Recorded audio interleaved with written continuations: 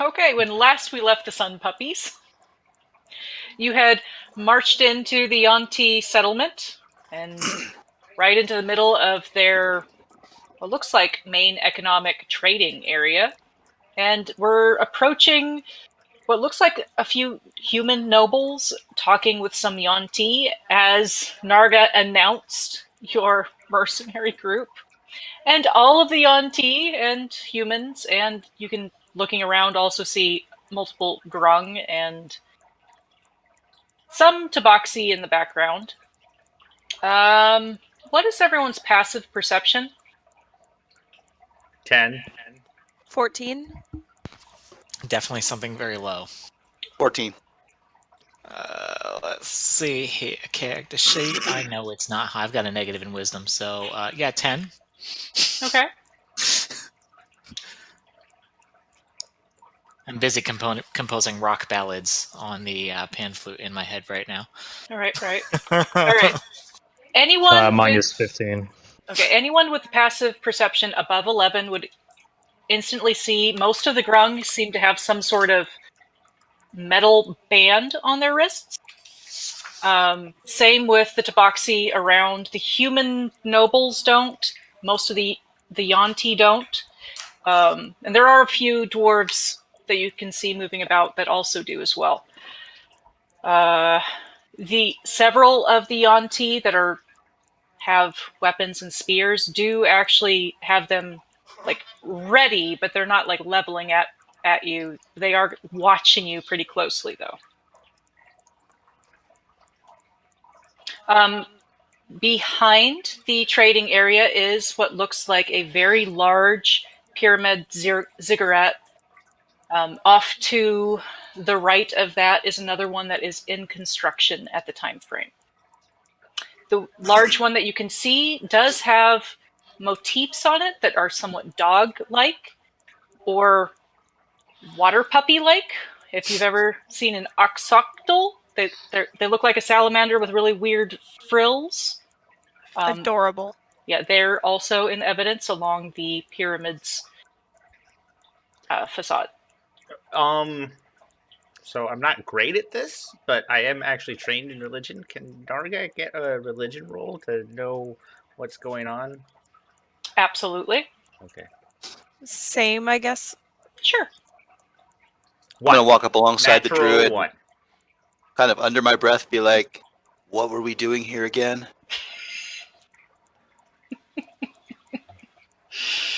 All right. Okay, I'll answer you as soon as I see what I see. I bet Barrett knows something. Okay, so I know Sim nothing. and Roxo, you are aware that these motifs are indicative of Zoloctl, which is a god that people believe helped ferry people into the underworld, into the afterlife. Yeah, I believe that. It is common for dogs and other dog-like creatures to be sacrificed alongside their masters to assist with their passage into the afterlife. Aw, puppy, this could be you.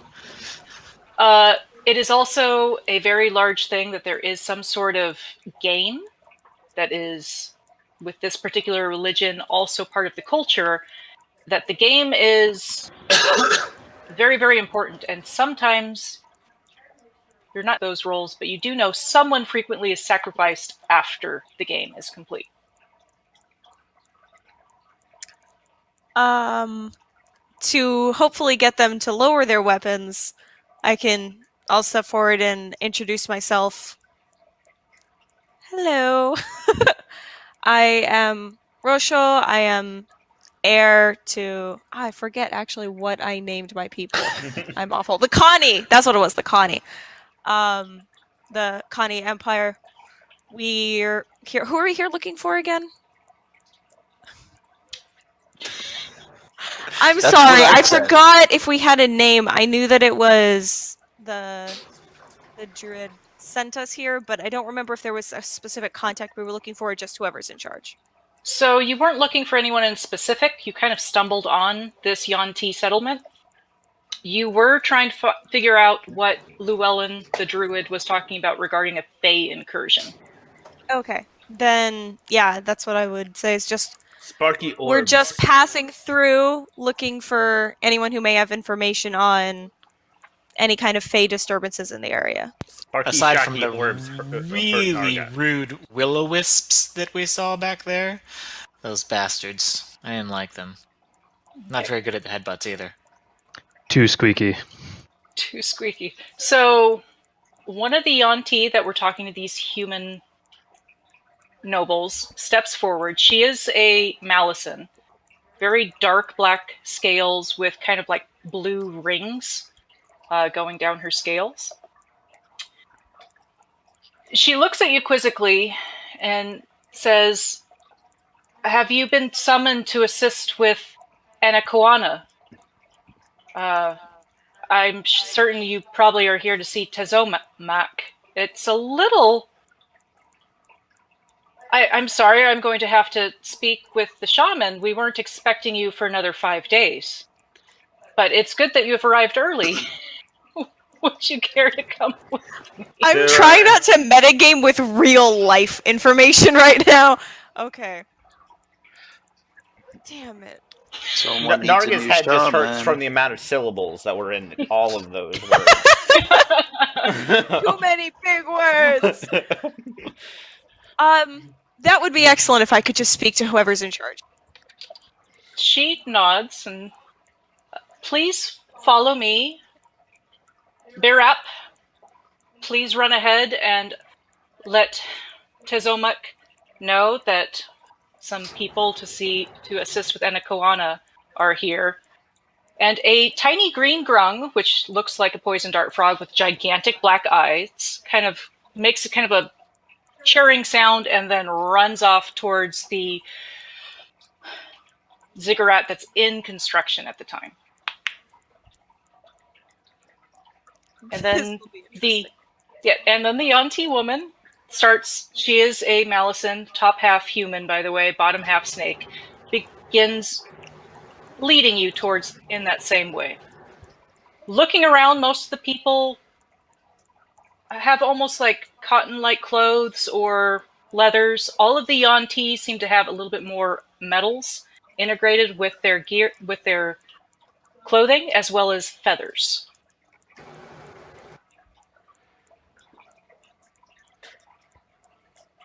Okay, I guess we're just following her then. It's up If to no you. one's- Narga's going to be on the lookout for anything that's possibly good to eat. He's had grung before and does not like what it does to his brain.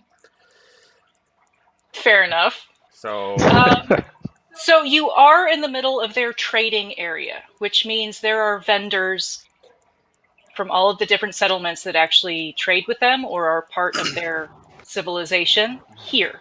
It's a very large trading area. You can find people that are selling various meats. You can find someone that is selling what they are calling out as strong, rare monster parts.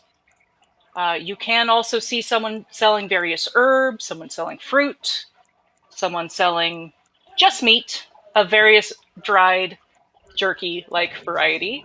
And there are also people selling various meat on sticks. and Narga will just go over and start and fish out some coins and buy the biggest, smelliest meat on a stick they have, and just start like eating it like it's like cotton candy, just kind of. Okay, so the largest one they have on a stick is a capybara. It would look like a club with a giant like rodent for Awesome. the head. Definitely going with that. Okay. The druid is sad. Well, sad and accurate again, but okay. Capybara are so cute. I know they are. And delicious. Otherwise, Narga has nothing to I add too there. go over and partake in the capybara experience. That's on Spider. purpose. Spider's going to use the distraction to wander off and get lost in the crowd. Would Is you like a Barrett, stealth roll? is Barrett tall enough to hold a capybara? Like, is it bigger than him? You dare question my strength? No, I'm questioning your stature compared to the capybara that was described. Dwarves are usually like 5 feet. Capybaras, even on their hind legs, would only be, what, 4.5? Yeah, I'm 4'8". Okay. So I think Barrett would notice Spider leaving because your passive perception is high enough. Everyone else wouldn't even notice. The vendor would probably tell you 5 copper for the capybara. I don't know what Narga actually gave him, though. I would have given him a silver and not actually wait around for change. Narga does not understand division. Okay, so when you come up for yours, they actually just hand you one because they think Narga bought it for you. Well, isn't that nice of you? Can I also do a stealth check and try to follow? Sorry, what's the name? Spider. As he tried to sneak away, Spider. Yeah, I go want to for see it. where he's going. You're gonna leave and just not tell me. Okay, bye. Deuces to half the group. It's our second. Yeah, actually, it's the second session. We're late to split up. We should. All right, so Barrett, you just like disappear. Most of the people walking around you seem to like not notice you as well because you're just like doing that. I'm completely calm. I am supposed to be here. I am doing a thing for the thing that I need to do.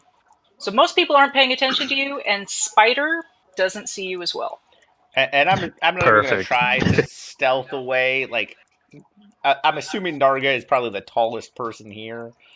And No, you could actually covered in see fur. because of how tall you are. There are gnolls. You can kind of see them from a distance at the base of that giant ziggurat. They seem to be practicing something. Okay, at seeing that, Narga will stealth and try to make sure that he's not seen by the other gnolls. Okay, not go ahead. like he's going to try to like just always have people in between him and the other gnolls. Okay.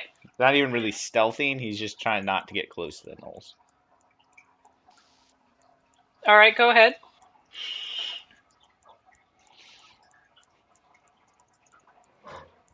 Oh, So it does sound like Narga is still following Roxo, but he's trying to make it to make sure that I understand this is correct.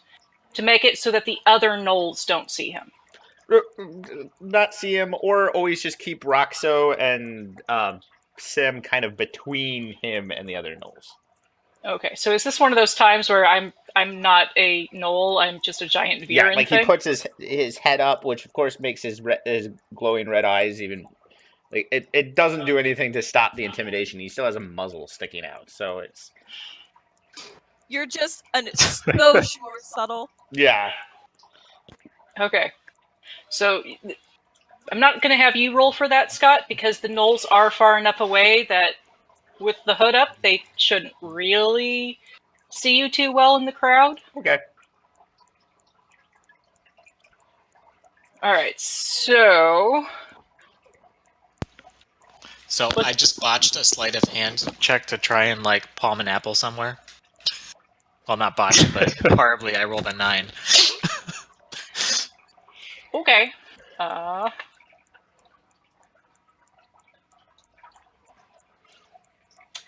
The vendor doesn't notice.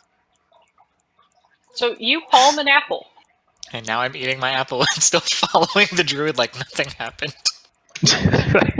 I'm still Like, eating my you capybara. wiped it up, Like, it it's tumbled still out in of your my hand. Yeah. Like it was I went to pick it up, almost dropped it, elbowed it, kicked it up with my antlers, and caught it with the other hand. Proceeded to keep eating. pretty much, yeah. And the vendor was so distracted by some other patron, they didn't see it at all. Roxo did, though.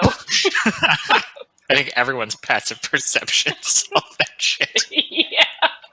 No, because half the party's gone. They didn't get to see it.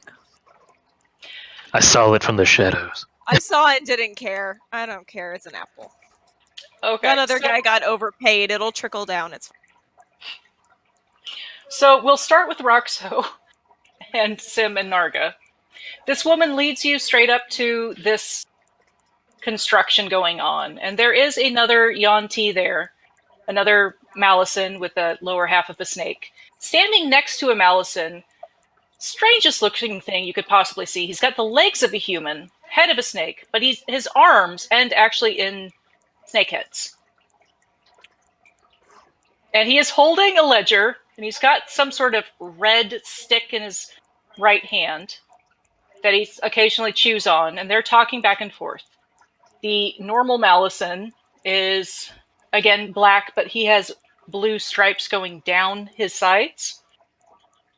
And they seem to be talking back and forth and directing some dwarves and humans regarding the construction of whatever they're building. The woman that is leading you comes up and says, "Sire, Master, these people are here to help with Anakoana's condition. They do seem a little early." I'll step forward, and not to interrupt or be rude. We're here simply on orders of Llewellyn, the druid, and we're just here looking for anyone who has any kind of information on any Fey disturbances in the area. We're thinking that there might be an inappropriate portal or something somewhere, and a path of will-o-wisps led us here. That's the good kind of portal. Yeah. To be clear, I am not the disturbing Fae for which she is mentioning.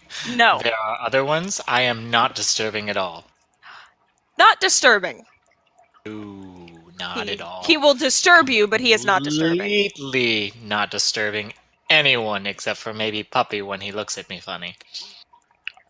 Or you're Narga is bored. not Puppy. Narga is Viren. See? Puppy. He I've had better conversations with rocks, but, you know, they're easier to find, too. So we go with the rarity. so yeah, I'm gonna have to do that. Okay. He seems not to react to this, though there is a slight crook to the side of his face. He says, "Well, my name is Tuzomoak. I was not anticipating this group. I don't believe that these are who I am looking for. However, if you are looking for Fae, my daughter seems to have been influenced, and we were waiting for the cleric, Deirdre, from Cherwood to arrive. Deirdre is late." I'm not sure if I would be of much assistance, but I could take a look at your daughter. If not, I can help try and find this cleric. When were they supposed to arrive? And how old is your daughter? You're a satyr. Your preference actually should be for young boys if we're going by Greek mythology. Oh, no. Satyrs, nymphs, and dryads, my friend. So he Different looks culture. back and forth, and he says, "My daughter is 19. That She Fair. Satyr, not fun. Narga actually blinks. And 19. Oh, right. No. I was confused there for a second. I'd be more than happy to take a look at your daughter then. he kind of Narga thinks ketchup. shakes and then Might says, "She need is in no be condition careful." for." What, say that again? I said Narga think. Narga turns and says, "Narga think ketchup need to step careful." Narga is a very intelligent Viren. Yes. About as dumb as a rock, but again, rocks give better conversation. Anyway, you want us to look at your daughter? I'm more than happy to look at your daughter. Roxo, what? He wasn't asking us to look at his daughter. I Then believe why he was did he actually... bring it up? No, he was was- asking without asking. He wanted us to volunteer. I saw where this track of thought was going. Barrett comes out of the shadows and steps in front and of the satyr, just saying, "Oh no, I've veered off. My passive perception sees Well, I do what's have going to on ask, here." because I thought Barrett was following Spider.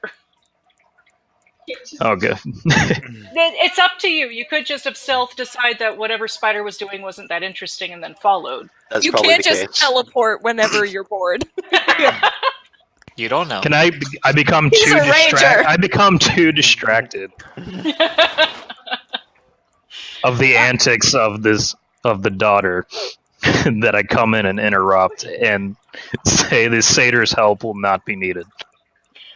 So, Sailor's Tezomoak says, ketchup very does helpful. say, Ketchup headbutt. "Where the hell did your dwarf come from?" Oh, I wish I Also- could say that he wasn't my dwarf, but unfortunately, I'd just like to point out here, if she's been influenced by a fae, not a fae, not a fae, not a fae, not a fae, happen to be some fae, and Experienced with influence fae. also good with. So, qualified, double qualified. Before he continued to get interrupted, however, I believe he was going to say she's not in a position to take visitors.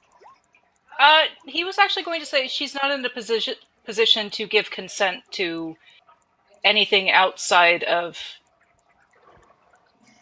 figuring out what was going on with her. Right. I And only he was offered to take also a going look. to say she is also espoused to the Prince of Pico Solada. The Prince of Pickles. That sounds Fantastic. really tasty. What is pico salad? Pickles. You know, Pico from what you've told me of soleado. ketchup, I think they would go well together. I should meet the Prince of Pickles as well. He looks very odd, like very confused. Turns toward the woman, the Yonti next to him. Whispers something in Yonti. She kind of says something back. They go back and forth a little bit. The term pickle does come up. Told you I was an expert in these things. They're trying to They- figure out what a pickle is. At this point, by the way, also Narga probably is kind of a messy eater, so he's about done with the capybara and just kind of toss his shoulder. Take the rest from the dwarf. So, you tossing it over your shoulder, there are dogs in this area, Okay. and they actually, several of them dive for the bone and start chewing on it. Going back and forth, tugging back and forth. I would like, from the people trying to convince him to let you see the daughter, for a persuasion check. Mine's already in there. I rolled a 14, sadly, unless there's some kind of advantage. There would be if people are helping you. It's a little hard to tell if people are I think they're trying to do the opposite of help me personally, so I think I the 14 wasn't- probably works. I wasn't actually trying to see her. I was offering to see if I could help, and if not, to find the cleric who could. Because then we could get some answers about the Fae. I don't actually care about the daughter's well-being, really. Yeah. Narya Okay. has no interest in this whatsoever. He was just interested in seeing the daughter to see if she was cute, so... Yeah, Mhm. absolutely. So, But, not again, he giving wasn't assistance, lying. I don't... He is a Fae, and he does know about Fae influence, so... No, Okay. it's fair. So, who has a higher persuasion, Roxo or Sim? Probably not me. My persuasion's only 2. I Mine's have plus no 8. charisma. Yeah, no, not me. Mine's plus 8, and I rolled a 14 regular. Okay, so then I will gives give me advantage. Sim advantage. And then once you make that roll, we're going to cut back to Spider. So he already you want me made to the roll roll, again? but with advantage, he would Yeah. have gotten a 27. Okay. Yeah, with advantage I had 27, without was 14. All right, thank you. He will say, very well, let us head to my daughter. Guards, please follow us. And he is going to start walking towards that fully built temple that I mentioned earlier. And you said Okay, that's I'll where the other gnolls were, right?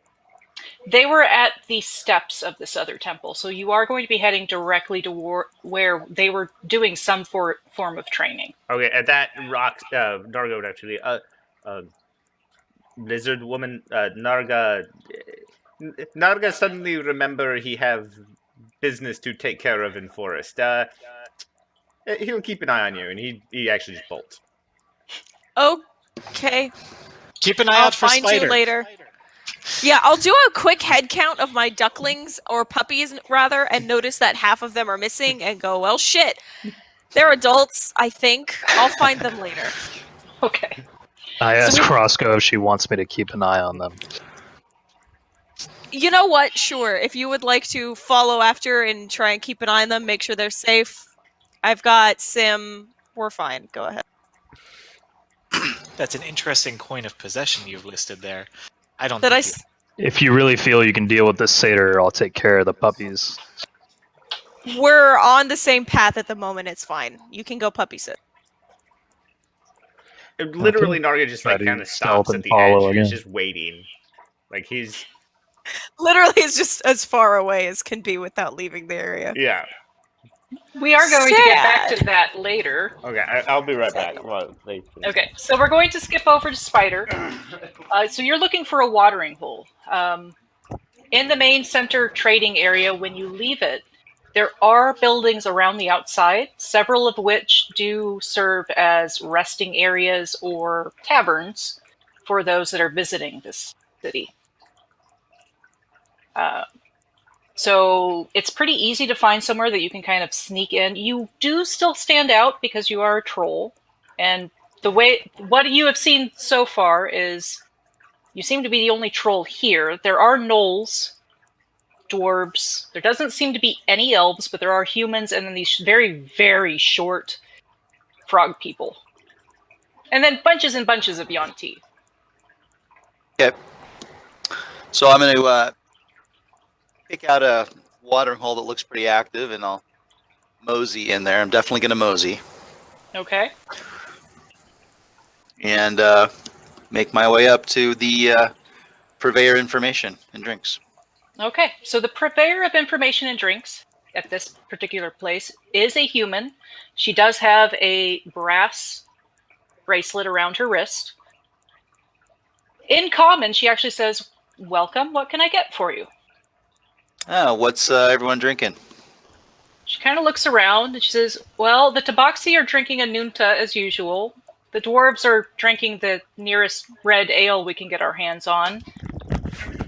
The Yuan-Ti are drinking snake venom wine. It's kind of strange. I don't recommend it.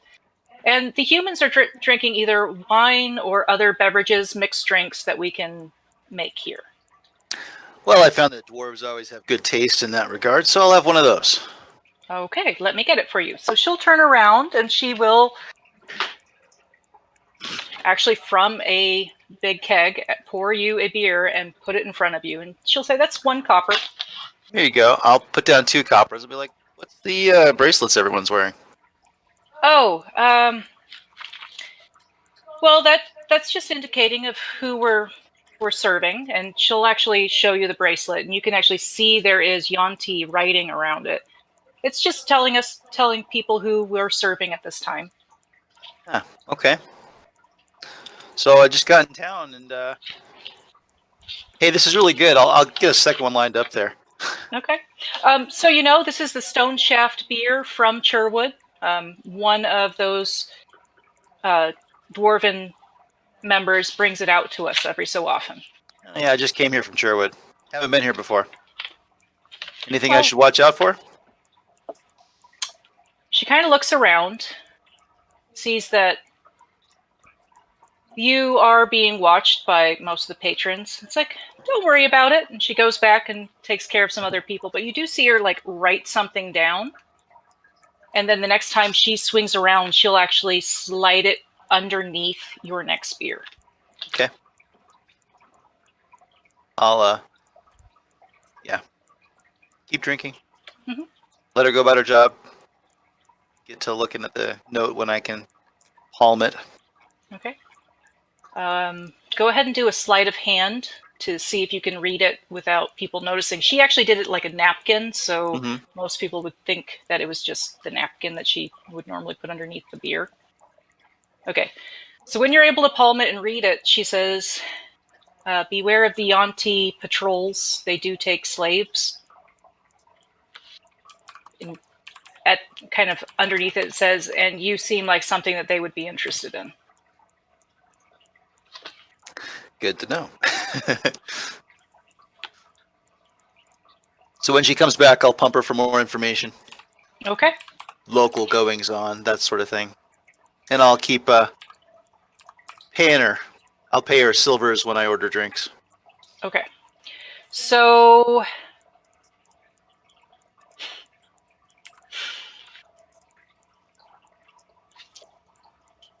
she does have to do rounds around this tavern area, serving various people. She does bring different food out for various people. She does actually bring you a plate of food one of the times she swings by, and she lets you know there has been rumors of some T-Rexes in the areas, the Velociraptors, the Dionysuses, but there is also something that's bigger than a T-Rex.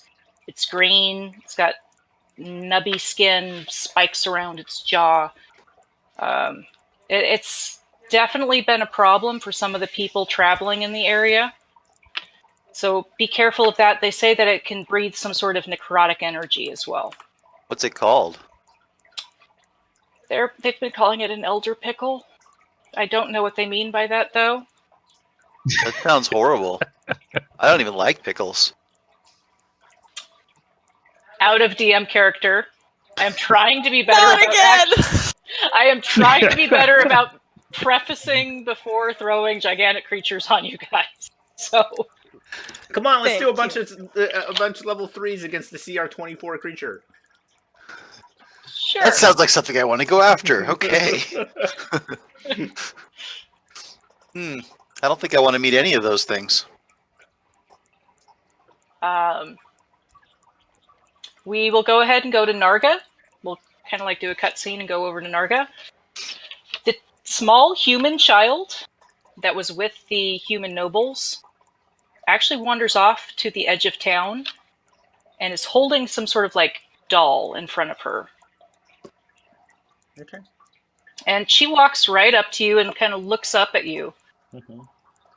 The doll she's wearing or holding, to your Knoll senses, it doesn't smell right. It smells too much like blood. Okay. And she looks up at you and she says, Auntie would be interested in you. And then she wanders back off. Small human thing. Yes. Do you mind if Narga see doll? Oh, sure. You can see Sally. And She'll then hold it Narga's up gonna to use you. prestidigitation and clean the doll. Why would you do that? Now I'm going to have to get it all set up again. It is unusual. Most pink skins don't seem to like blood, and yet that smelled of old violence. Oh, Auntie's been showing me some things. Who is your auntie, little strange child? Auntie Grenwyn. Auntie Green, okay. You said your auntie would be interested in Narga? Oh, yes. She would be very interested in you. Well, why don't I guard you and you take me to your auntie? Well, that's a little hard. She's out of touch at the moment. And where is your auntie at? Oh, she's by that really tall triangle building. Triangle building? Yeah, you know. The one over there. She is the motion of the ziggurat. Yeah. The Or at completed one least or that not was the completed last time that I heard from her. She said she was going to be over there somewhere. The completed one or the in construction one? The Sorry. completed one. The completed one. Yep. And when did you see your auntie last? Well, the last time I talked to Auntie Grenwyn, it was about a week ago. We were still in the middle of the forest. But she said she would be at the big triangle building, and I'm guessing that's the one. Oh, okay. And you said set up Dolly. Why did it smell of blood? Oh, I has to put blood on it. Otherwise, it doesn't work right.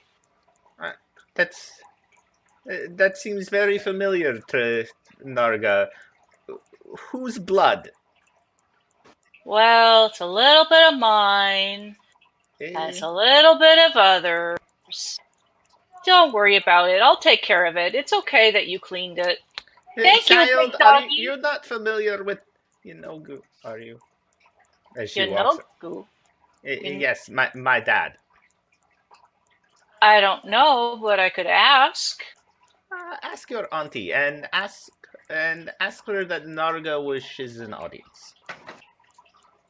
Okay, I'll ask next time we talk. She kind of tucks the doll under her arm. and then wanders back through the crowd. Narga gets back to being like, oh, that was weird. And then sits back on it.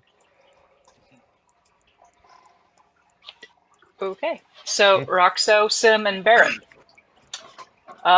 Barrett, during the time frame that you were walking back towards the edge of town trying to follow Narga, that tiny human child would walk past you, kind of like holding her doll, looking it up, and kind of back and forth as she just walks right past you, going back towards where it seems that her parents had been led to a very small building off to the side of that large ziggurat.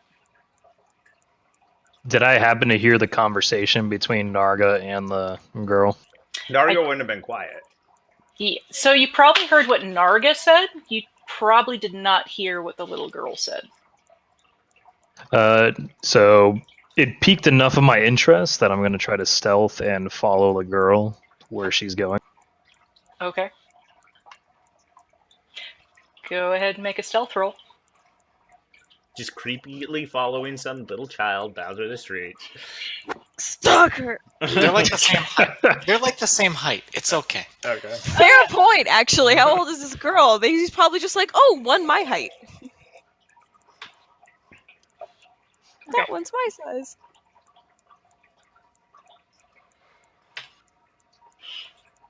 Okay, so the little girl doesn't seem to notice you, but two of the Yanti that are holding spears do start moving in the same direction as you, kind of wondering what you're doing. With that 10, Narga would have actually noticed him too. Okay, yeah, so you noticed that your dwarven companion had, seemed to be coming up towards you, noticed the little girl, and turned around and started following her. Okay, I'm not stealthily, but I'm going to go see what the dwarf is up to. Okay. Do you catch up to him? If he gets blocked by the spearman, but otherwise he's not. Narga's not in a rush. He has So no idea anything is amiss at all. He's just kind of like, human society is weird. And then continuing on. Okay, so the Yanti aren't going to attempt to intercept until you get to the buildings closer to the large ziggurat, so we will skip back over to Ruxo and Sim. So the leader of these people do lead you into the temple, going up the long staircase into the center area, and then off to one side to where this Yanti woman, her tail actually the stone bed she's laid on is very strange because it's actually designed for a Yanti person. So it's very, very long. And this woman laying there, similar to her dad, has black scales, blue stripes down her side, and she is completely unconscious, but she is tossing back and forth, and she is talking about, speaking in her sleep about, please don't, no, not that, no, please, not the giant chicken, and other very strange things. I guess try and see if I'll step up closer, not touching or anything, and just try and see if I notice anything or if any of this looks familiar and stuff. Same with Sim, because, I have experience in these things. Yes. So for Sim, you could do a history, a nature, not really a religion, probably wouldn't work unless you specifically asked for it, but you could do even an insight might help you a little bit. Roxo, definitely either a medicine or a nature or arcana.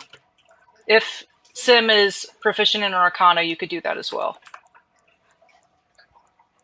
I just realized I probably did something wrong because my nature is a 1. Okay. No. I'll do that though. What's your intelligence? 12. Oh yeah, so you just didn't take proficiency in nature. Yeah, I didn't take a Yeah. proficiency. That's what I mean by I think I messed up, but oh well, too late. Shayna likes to yell and blast in her ears. Yeah. Am I? It lagged, so I pressed it again, but the initial roll was a 21.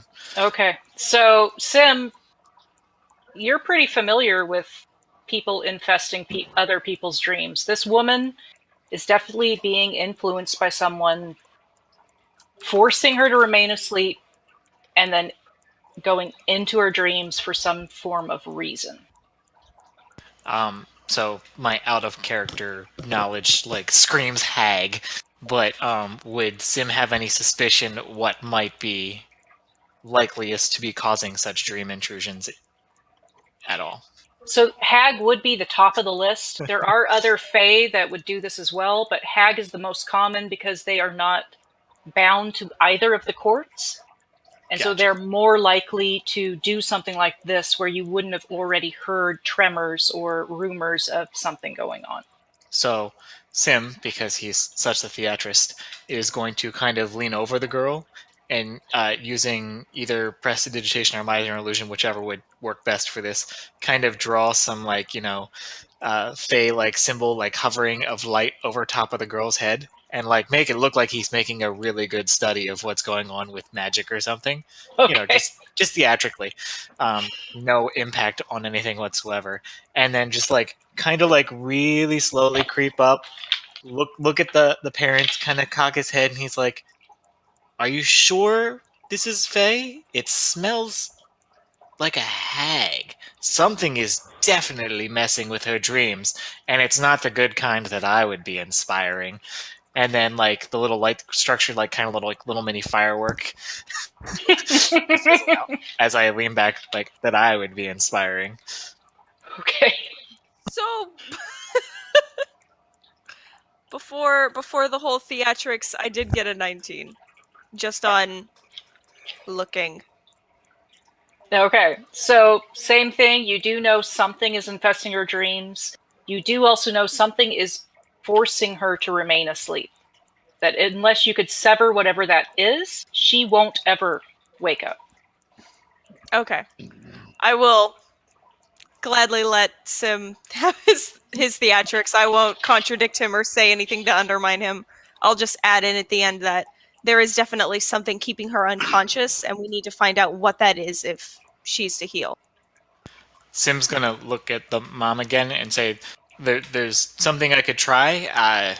If it's a potent hag, I don't know if it's gonna work, but I've got two options here. One, I could try and use some magic. Two, we could find a handsome prince, maybe Prince Pickles, and have him kiss her. That always works in the stories, right?"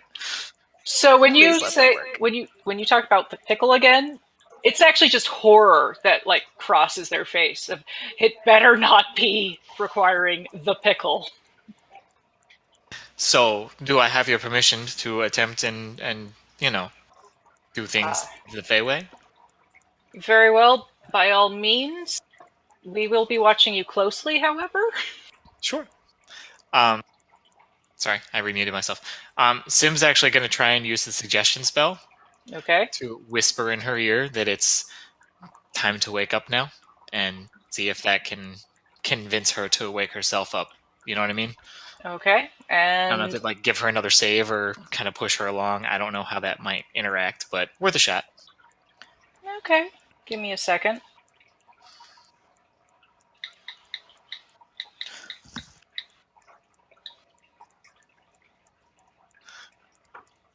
I like how we can hear you typing on whatever that is now instead of the drumming on the keyboard too.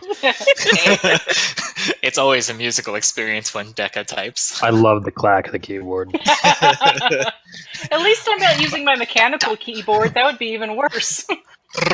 No, I'm using my mechanical keyboard. I'm surprised it, like, because I've been updating my character sheet. That's why you keep on getting weird damage things that are going through chat, is because I'm trying to make sure they actually work. There you go. Okay, so what is your He's spell just over there save shooting DC? firebolts. Because it would normally be your spell save DC, correct? Mhm. So I'm going to be doing this slightly different because of what's going on, but what is Sim's spell DC? His is a 14. Okay. So unfortunately, she Not doesn't seem... sufficient. Yeah, she doesn't seem to react. Gotcha. So he'll look up from his like leaned over whispering position and see, whoever this is has a stronger will than I. I'm sorry. Perhaps Prince Pickles. He says, I don't think you understand what... Or perhaps we're talking about two different pickles. Perhaps we just need the cleric Deirdre. I thought she was affianced to the Prince of Pickles. No, she is affianced to the Prince of...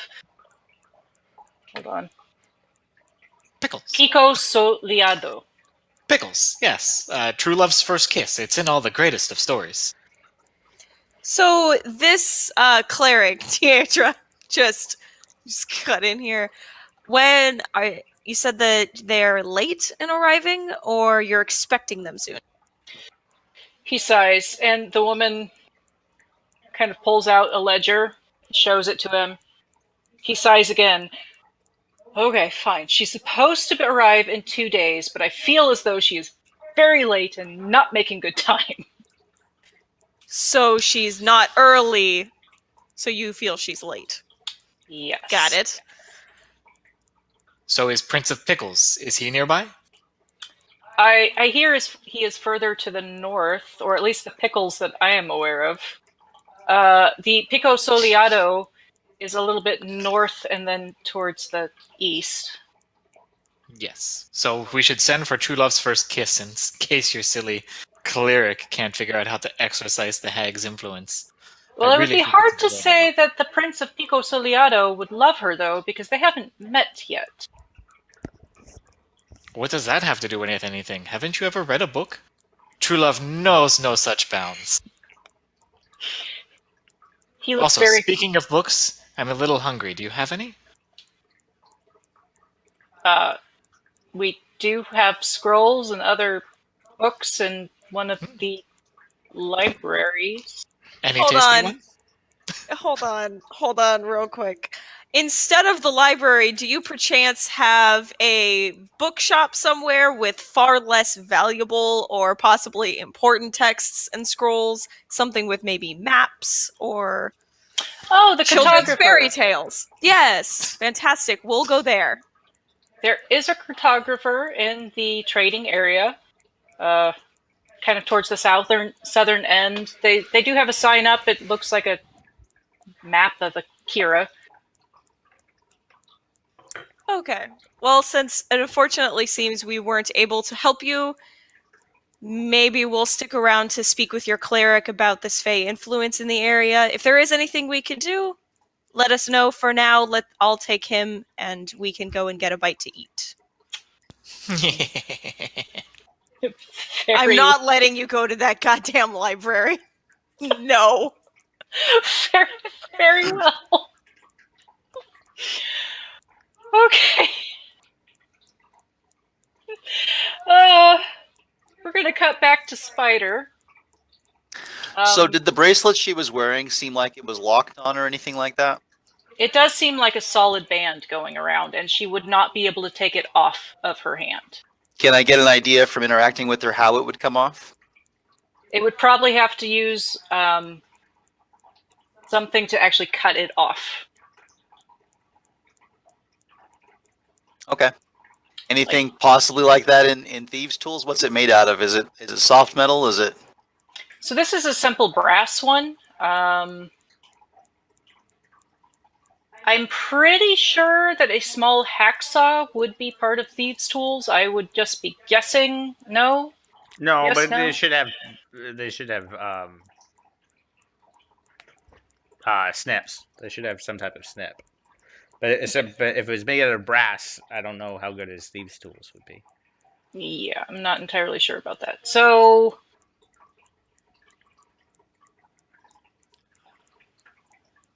don't know what you want to do. You probably do have something that you would snip things, but... Okay, well, there's a market nearby, so I'll go shopping first. Okay. I'll pay the lady. So I've been tipping her, so what, a couple silver? Yeah. Okay. Yeah, and then I will go in the market and see if I can find a tool that looked like it would snip through, or perhaps a thin bladed saw that would cut through. Okay, go ahead and make an investigation check to see if you can find the correct vendor. Oh boy, I'm in trouble. Possibly.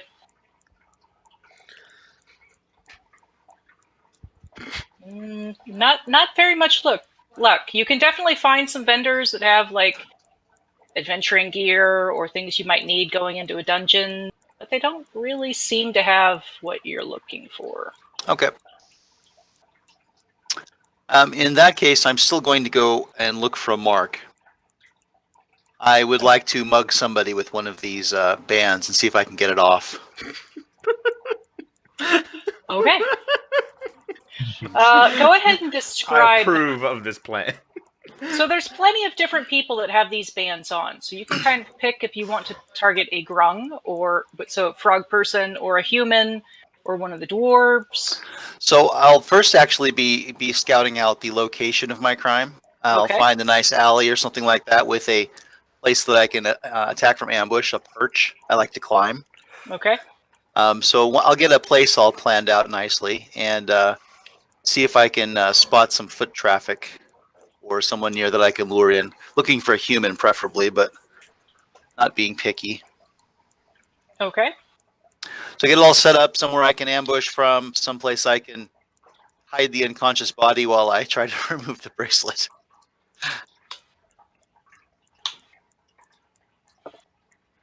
And I'll take my time doing that. Okay. So there is traffic in the area that you have picked, but they seem to mostly be the frog-type people going back and forth. You do see green grung, you do see blue grung. You do see one or two red. They seem to be pretty rare. And occasionally some purple grung. It seems like for the most part, whatever alley you picked, it's, for whatever reason, these amphibians are going back and forth along it. Okay, well, I'll try one of them first. And all of them have the bracelets on. Okay. So do you target a specific color of grung? Having no idea what any of the colors might mean, I'm going to look for a purple grung. Okay. Because that seems like expensive.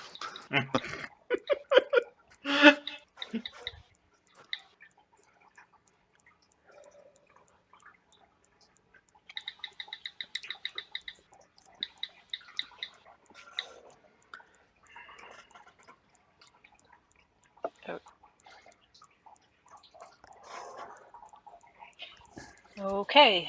So I'm going for a classic mugging in style here, whether that's drop down from above and knock them out, or I don't know if a grung has a throat that I can put him in a chokehold or something like that. They do have throats. So it's up to you, because you are going to have, with the stealth rolls you had rolled earlier, you are going to actually have a surprise round against this grung.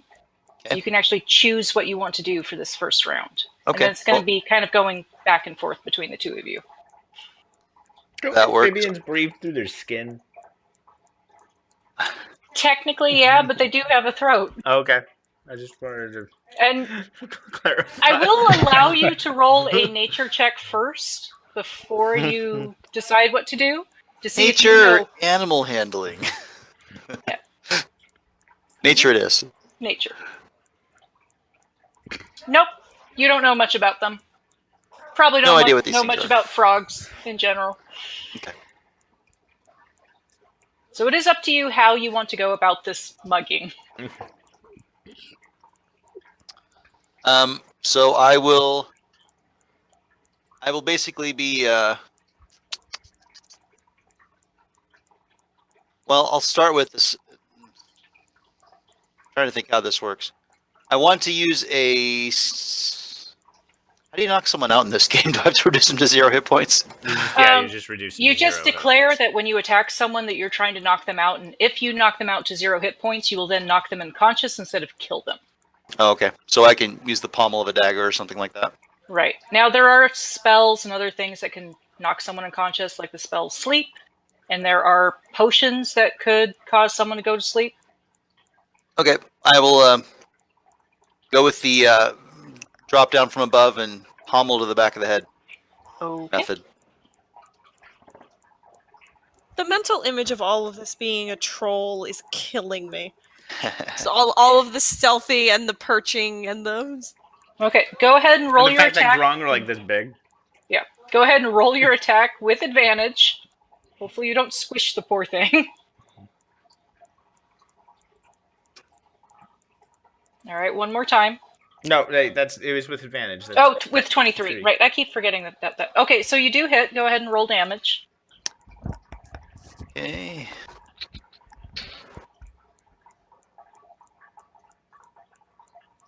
Why did it do that? Okay. You Try just again. click on dagger. Yeah, I know. I did the wrong thing. Let me try it again. Okay. And do I get my sneak attack on this, I assume? Yes.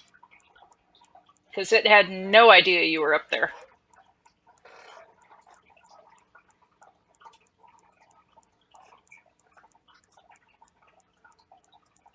All right, you successfully knock it unconscious. Okay. I'll take him back to my perch or whatever I was hiding in. Okay, I'm going to need you to roll a Constitution saving throw. Ooh. Poisonous things. Nasty. Fortunately. Okay, you have the overwhelming, desperate need to soak yourself in liquid or mud. You can't take actions or move except to do so, or to reach a body of liquid or mud. Okay, so I go running from the alley. Yes, you do. I'm looking for a bathhouse. Or a big keg of something. Okay, well, I hate to say this. You do know there were big barrels of liquid in the taverns. If you want to do an investigation for a bathhouse, I'm going to need you to do an investigation roll. Oh boy, I'm good at that. Here we go. Investigation roll.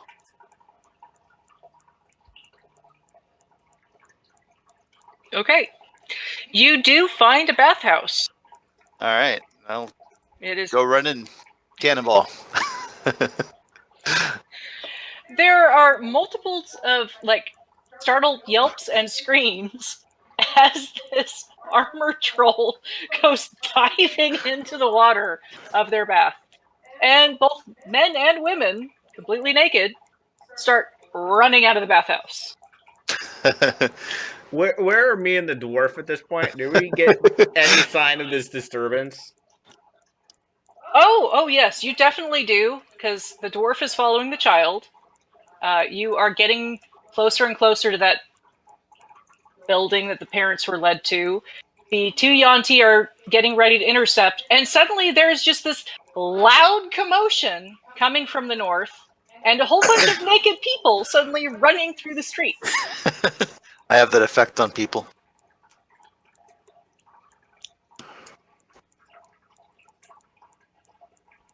Narga's gonna look back, look at the child, look at the dwarf,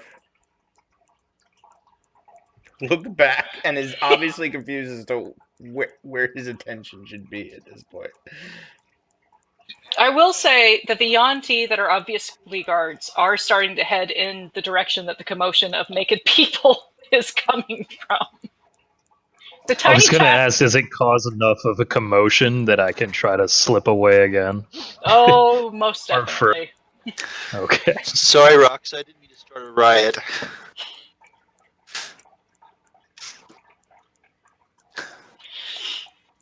Yeah, something's definitely happening. At which point, Narga would have lost track of him when he stealthed out, because Narga's doing one of these things, and would have lost track of the dwarf. It's more interested in the naked people running around. Wouldn't you be? Now, I will say, it is every variety of person that lives in this area that is running naked. It seems to be a public bathhouse. Narga's just gonna be Narga better go find the rock, so, and then heads off to go find. Actually, Nargis thinks, I feel like Sim is responsible for this. And then goes off and tries to find Roxanne instead. Okay. Okay. Let's see. So how long is a spider compelled to be wet for? Supposed to be pretty much a full minute, or until each 6 seconds, you get to make another save against it. So each of your turns. So go ahead and make another save.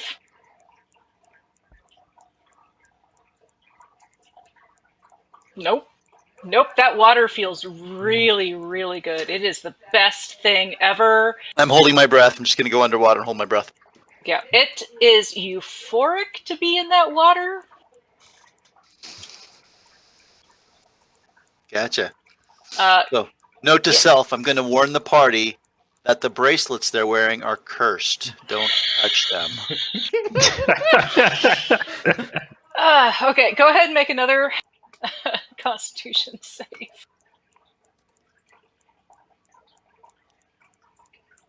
Alright, so you kind of snap out of it. The feeling fades. Your skin kind of stops tingling. The weight of the water starts kind of like weighing on you. You don't feel the compulsion to roll around in mud or water anymore. All right. I'll look for a back exit. Okay, so pretty easy to find the back areas to the main area, but they're like dressing rooms. So there are, there's windows in the dressing rooms, but they tend to be about this big by this big. So you might have to squeeze your troll form through there. I will do that. Okay.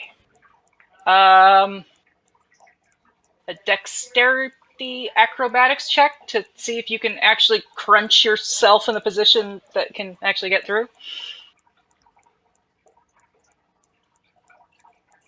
Oh no, you get stuck like Pooh Bear. This is awkward. Which, about this time, the Yanti guards get into the bathhouse and start searching the different areas and see you in the window. You go, hey mate, are you okay? Yeah, can you give me a push? I could probably give you a pull. I'm not going to push you through the window. Oh no, I think that would hurt. If you could just give me a push. We've got a couple questions for you. Did something happen? Some frogman jumped me in the alley, and then I felt the need to swim. Oh, it happens to all of us. Come on, Cedric, give me a hand. And 2 people grab each side of you and actually pull you back in. No, that hurts. Oh. Yeah, your skin's definitely scraped on each side. And all of the guards are laughing, as though this is something that is not uncommon. Oh, so we're good then? Dude, Grungs, we've all gone down that dark rabbit hole. You just want to make sure that you don't get addicted, because I'm sorry, Addicted? Grungs do not take kindly to being licked. I didn't. I'm gonna get really flabbergasted at this point. I swear I didn't lick it. Okay, and so for Barrett, you arrive on scene if you were stealthing to try to figure out what was happening. About the time frame that this bunch of Yanti are escorting Spider out of this bathhouse, soaking wet. They're all joking and laughing back and forth how the new guy was licking Grung.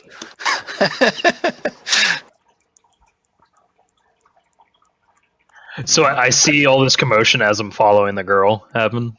Well, the girl wanders off unless Yeah, you he were... followed the girl. I went off to find Oh, her. okay, then no, you don't see Yeah, that, yeah. sorry.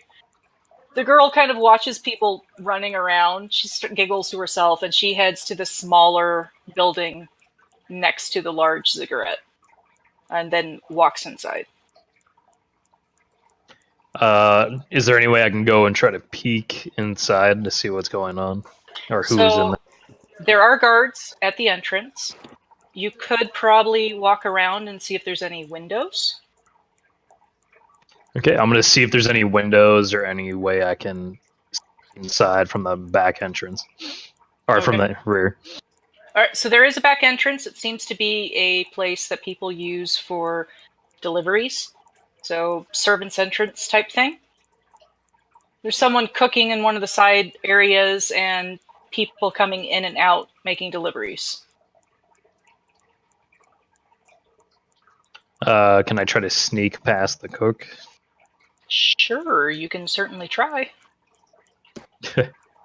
Okay, I attempt to sneak past the cook and get past the kitchen or the delivery area.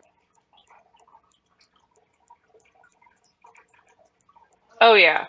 You're able to just blend right in amongst the other people. You like pick up a basket to carry into the main area and no one pays any attention to you. Okay, and then I'd try looking for the little girl, and so Okay, so the little girl is in one of the side rooms and she's like looking at her doll, kind of flips it back and forth, takes a dagger off her hip, kind of like digs into the doll's shoulder, and then cuts her thumb and drips her own blood into the wound on the doll. And the doll kind of like fibers close back over itself, and there's now this red line where she had cut. like the same spot on her where she cut the doll. Well, so she cut the doll and then poured her blood over it, and then on the doll itself, where she cut the doll, it like formed back as though the fibers themselves were restitching, but where she cut is now like a red line. Gotcha. Can I look around for her like mother or auntie that she was previously talking about? See if anyone fits that description. Sure, you can look around. So the only other people other than the servants wandering back and forth are her two parents. And they are going back and forth about in their own room. The father is talking to the wife and going, well, the negotiations don't seem to be doing very well. I'm not sure if we're going to be able to get them lower than the 10% tariff on trading here. And they seem to be talking about like just trade negotiations. Is there any way I can figure out what they're trying to trade or trading in general, or is it just sound like the goods that they're delivering in the back? So they did come into town with several horses, and whatever they had brought in would have been put into a storage area in the building, close to where the stables are. And I think that would be a pretty common thing to know, because when you came into town, you saw them with their horses, that this is the building they're in.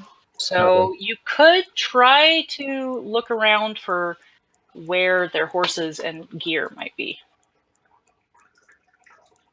Okay. I'd try to watch the girl, see if anything further happens. If not, I'm going to go over to the stable and see what they have. Okay, so you leave the parents talking back and forth about negotiations and try to follow the girl again? Yeah, I want to see if she does anything more with the doll. Oh, she does. She walks into the kitchen and kind of like peeks up where the cook's doing things. And when the cook's distracted after cutting some chickens and other meat up, like does some more scratches on the doll and like rolls it in the blood and then walks back to her room. Okay. I follow her back into the room. Okay, I'm going to cut over to Narga because he was going to be running off to Roxo. Yeah, and Narga knew where they were. He was trying to avoid the gnolls. At this point, he kind of feels like his own idiosyncrasy is probably not the most important thing right now. So he just doesn't even stop at the gnolls, just kind of and runs off to find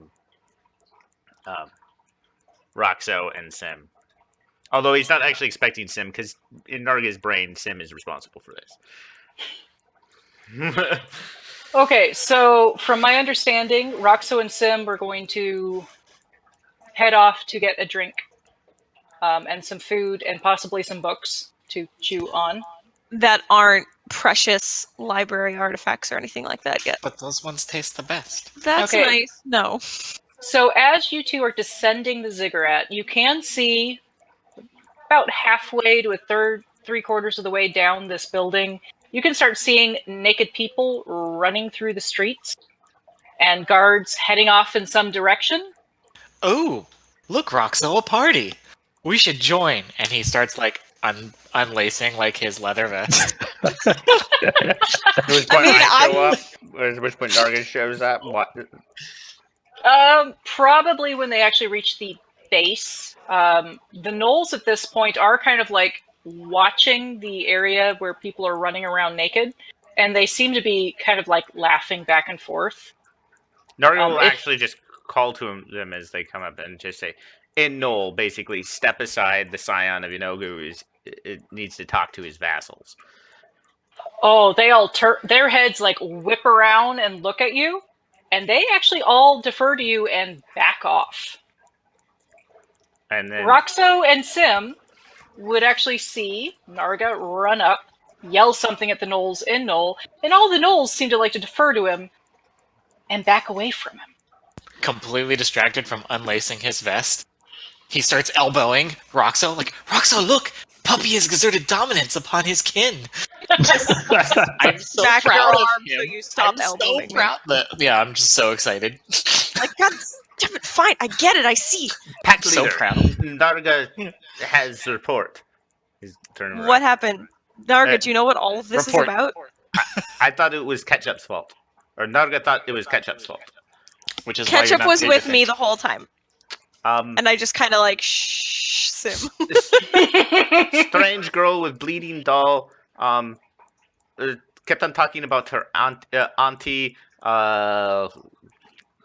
dwarf, strangely follow weird, tiny human person to a house. Narga follow him. Narga had no idea what troll is. But thank you. out of curiosity, this girl, like, Narga isn't great with humans, but like, it was it like between, was it like a 5-year-old? Was it like a 10-year-old? Was it, let's say, like an 11 to 12-year-old? 11 to 12-year-old. They, according to Narga's nose, had not started. But Pubescence. like probably over 4 feet tall, so like just probably under 5 feet. Yep. Girl keep on talking about auntie, like 11, 12. Narga not good with human ages. Did Dwarf tell you why he went off after this creepy girl? I don't know. Girl keep on making blood sacrifices. I don't know. I think Narga don't know. It's demonic things. Oh boy. He does. Let me help. He doesn't know, and he's nothing if not consistent. Either we should strip down and join that party, or we should go see where the creepy dwarf is at with his party, and put a stop to that before Narga gets in trouble for whatever the dwarf is doing, and tries to blame me again. Sorry, go ahead, Becca. Well, I was going to say, while you guys are discussing this, a couple of the gnolls do run off. That's it. They just run off. Okay. Roxo's perception is high enough. She would have noticed a couple of the gnolls talking back and forth, and then 2 of them running off in a direction. Brief change of subject. I'll point out the ones that are running away. Narga, do you know what's that about? Did Why I are they hear running them say from you? anything before they ran off? Depends. Yep. I mean, you were pretty well in. I'm just gonna go with my Thoughts normal arrogance. They're scared of Narga. Don't worry about it. Lizard woman Okay. shouldn't worry. Okay, that sounds fine. You can join the naked party, Sim. I want to find out what's going on with our dwarf before he gets sacrificed. So as long as... Please tell me you actually rip the laces. Irreparably. You just rip them out as you Superman out of your shirt.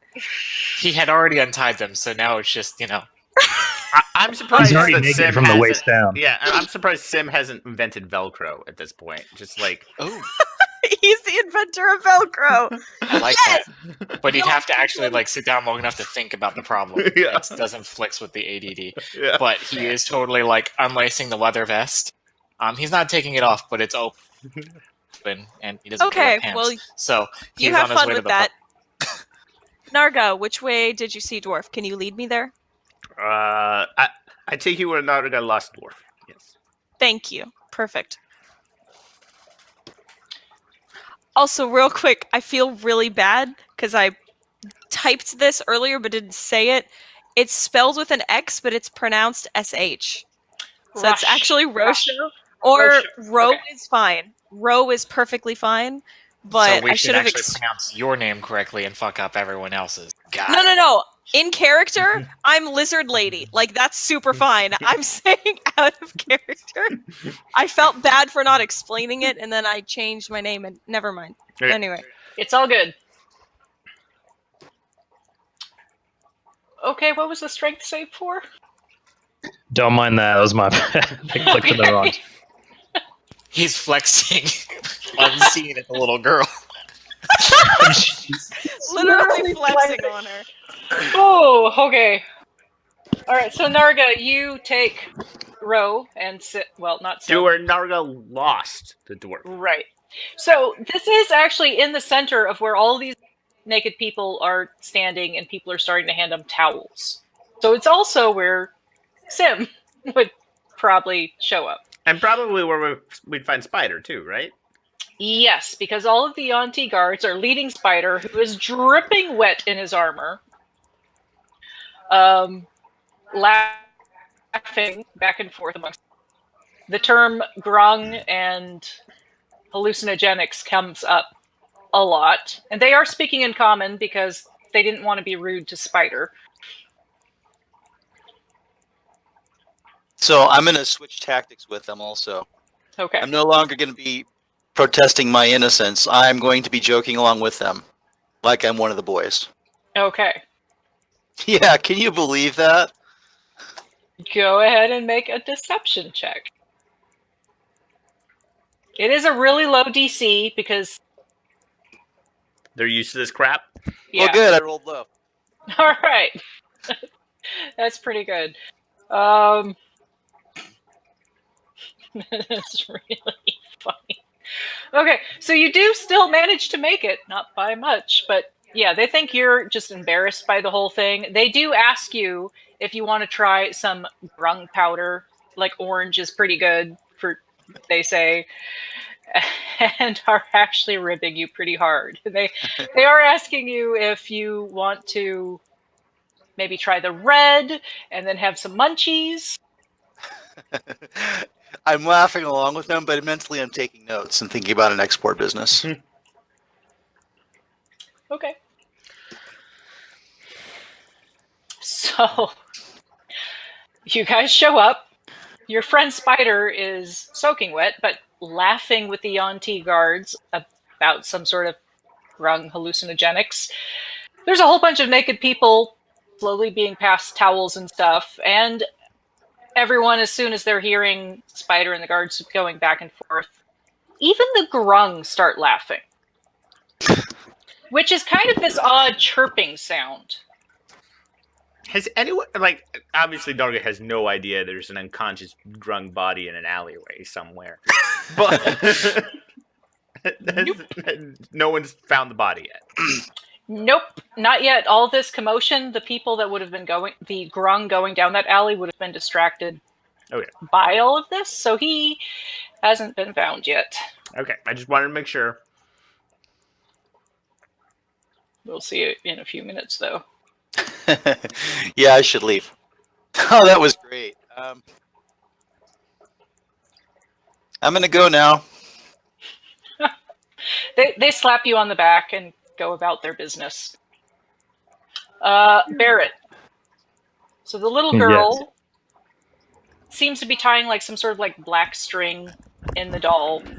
She's just kind of like focused on the doll. She's kind of muttering to herself, but she doesn't seem to be doing much else. She seems to be like re-prepping the doll for some reason. The doll, by the way, does seem to have like a dark fabric, and the girl had been like restitching some areas with the black, and then she takes out some blue, seems to be stitching around the side. So can I tell from the doll? Does it look like anyone in particular? Then, or are they? It does match several of the Yuan-ti patterns, but the doll itself doesn't really look all that much like a Yuan-ti. It looks like a human. Looks like what? Sorry. It looks like humanoid. It's got 2 arms, legs. It doesn't look like a half human, half snake thing, but the color pattern is similar to multiple Yuan-ti scale patterns here. Okay.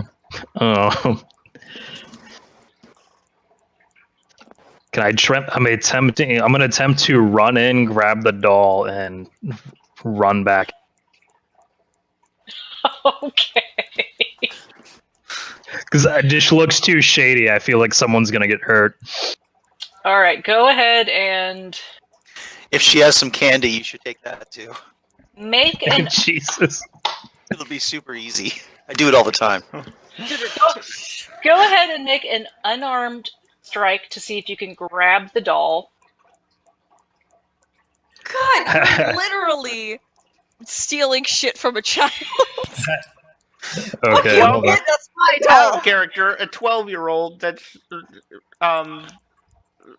enthralled to a Fair. hag, which means that like we have like maximum Doesn't a know that, year though. before she turns into a hag herself.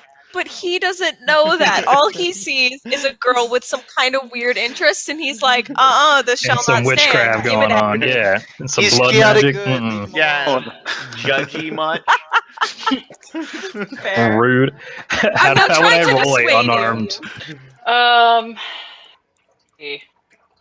You just roll a d20 and add your dexterity bonus Yeah. or your Either Oh, dex or or strength, depending.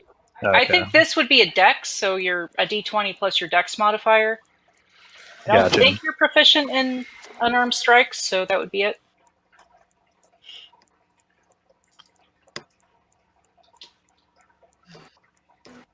No, everyone's proficient in armed strikes, Becca.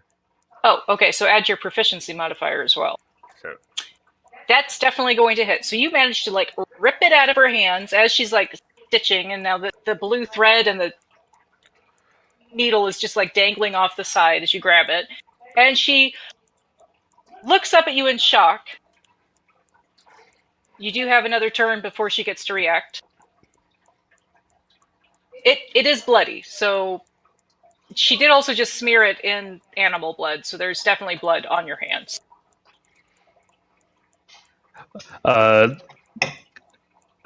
yell at her. I'm like, "Who is this? Who is this supposed to be?" That's Sally. Give her back. Why are you covering And Sally she with blood? just starts screaming. Like that scream of a spoiled child that wants everyone in the vicinity to pay attention to what's happening. Which does bring her parents, who notice a strange dwarf. hands There. covered in blood. Hands covered in blood. Hands covered in blood, their daughter screaming, and they're going to screaming for the guards. Great. Roll for initiative. I Hold on. imagine roll for initiative would be accurate right now. By the way, all the while Narga is out there, being like, and the rest of the group are like, "Do you think the dwarf's okay?" Like, Yeah, I was like, how far away are we from the dwarf at this point? Do we hear the screaming? Yeah, you would hear screaming. You Oh, would God. definitely start hearing screaming for the guards, and now that Spider has been released, all of the guards... Shit, this is going to get complicated fast. I need a Good piece of job, paper. Jeff. Good job. All the guards start running in the direction of the small building to the side of the main ziggurat. well, it's a good thing that there's no indication that has anything to do with us. Let's go get something to eat, drink. totally up to you. I have that book next to me. No, that's not my book. We could There's- try to fireball the guards if any of us had 3rd level spells. Oh, you want what happened? He wants to start sending Not my party. fireballs. Sure. You can't want your dude to die already. It's been 2 sessions. Listen, come that on! wasn't I about just freed you from dying. your other one. that was about sending a message to a guy who said they killed people like us, his whole clan. I know. Okay. He insulted the infernal Someone legions needs he to thought lick we another had frog coming. right now. Well, there's still again, not that any of us know this except for Spider, there's still an unconscious Grung hanging out somewhere. Are you suggesting we find the unconscious Grung and just start licking on him? Is that Well, no, is that that's not that is not my suggestion. I don't think that would solve any of our problems. are you Yeah. sure? Need a bag of holding for that. Yeah. We're gonna put him in it. It didn't seem to go very bad for Spider at the end. He just got a little wet. No biggie. All right. Just shove the frog on the guards. And then Just get a skin contact to the same effect. Unfortunately, it's a poison effect, and Yanti are immune to poison. yes, Rendell, I'm pretty sure does have the biggest kill count. All right. I was commenting on the fact that all of us are 3rd level characters. None of us have access to any good AoEs yet. Nope. That's not entirely true. I have. We have warned you guys that I'm not good at actually balancing encounters, right? I don't think anyone could have balanced this encounter. Okay, just making sure. Okay. Good job, Barrett. All right. So only try to stop the bad shit. Could I have everyone else roll your initiative checks? Oh.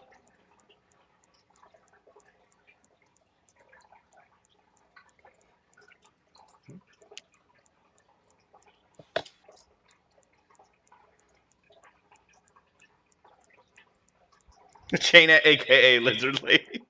I am now Lizard Lady. Miss 12, So let's see. We've got Lizard Lady, Puppy, Ketchup. 16 for. I think that Barrett is working on the word creeper as he's Uh-uh. calling little girls. Yes. Creeper. Yeah, doing a lot of creeping for a ranger. All right. And a dwarf. Lumbering around. Well, we have a mugger in Spider. Like I would like to say that is the first time I've seen an attempted mugging in a D&D game. Not like I dig it. you see pickpocketing and like stealthy like thief stuff. Yeah, but Pepper, straight up go- knock him unconscious and steal his shit. Yeah, just roll Yeah, somebody. I like that. Well, I really like, again, the mental image of him, like, crouching and waiting like a gargoyle. I'm really stuck on that. I love that. I really like You it got a too. gargoyle I'm up stuck on the like he's like 6.5 feet tall and a little grunt. Hunching over, still twice as tall. Yeah. Oh my yeah. All right, let's play. I haven't. Okay, so. This is fun. I like crazy characters. 4 and 3. Okay, I am serious though. Like Nari's perspective, this has nothing to do with us. totally. Yes, Barrett's I realize there could be like connective, like oh, we lost track of this guy, but Narya doesn't have that ability to make. Okay, so the first brood guard just goes charging towards the building. It is going to take him another round before he gets there. Same with most of the Auntie. So, do we all see a bunch of skittering reptile weird creatures run past us? They're all like right next to you. They were just. You joking said with brood guard, so I was suddenly very concerned about something. Yeah, so the Yanti that were with Spider were all malice. Okay. A couple of brood guard that had kind of been just like standing next to buildings, like perk up, listen to the screams, and start skittering off. Okay. Ro, you're next. So About 2 of these humanoid, fully scaled looking people kind of look similar to lizardmen, but they're definitely not. Go skittering off. The other Malice and Yonti are like grabbing their weapons and are charging the direction of the screams. all right, they're all towards the screams, right? Yep, all towards the screams. Well, as much as I would love to say this has nothing to do with us, I feel like Rose Wisdom's high enough that she would connect a couple of those little dots there and just sigh. I don't suppose that was the direction that the dwarf was going, speaking to Narga.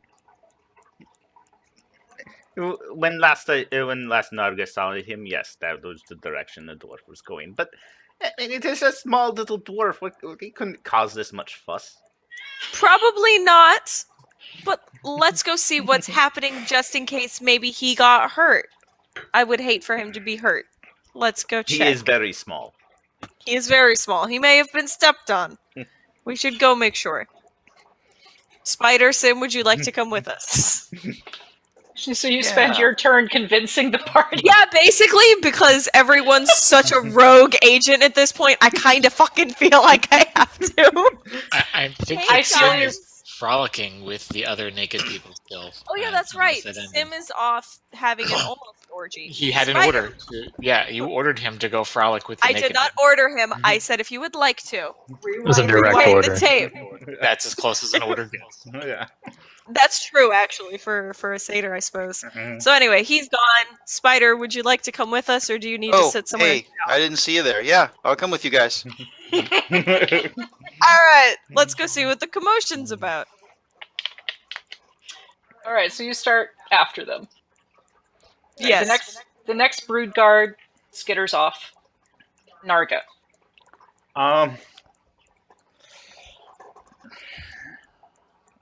Okay. Narga's like, I really don't see how this is any of Narga's business, but okay. And he will kind of like lazily go that way as soon as it becomes like even remotely clear that everybody needs to calm down. He has a plan, so he is going to start like the preparations to getting his material components out, and he is basically going to be setting up a giant fire to set, but it's going to be odd. So Okay. like he starts bringing out matches and stuff so he can cast bonfire and scorching ray on the same turn. So Okay. but it's not clear yet that he needs to do this. We don't need to kill anybody. We're just going to check and Narga make sure. is not going to kill anybody. Narga is just going to attack the entire body of the guard. Yeah, no. No. Narga's just going to make sure he has everybody's attention. Okay. First of the Seems about Malisons skitters off, or slithers. Yeah, slithers off in the same direction. This one has a head of a snake, as well as the tail of the snake, but still has human arms for some reason. Barrett, you're up. I'm going to try to book it out of the back entrance that I originally stealthed my way in from.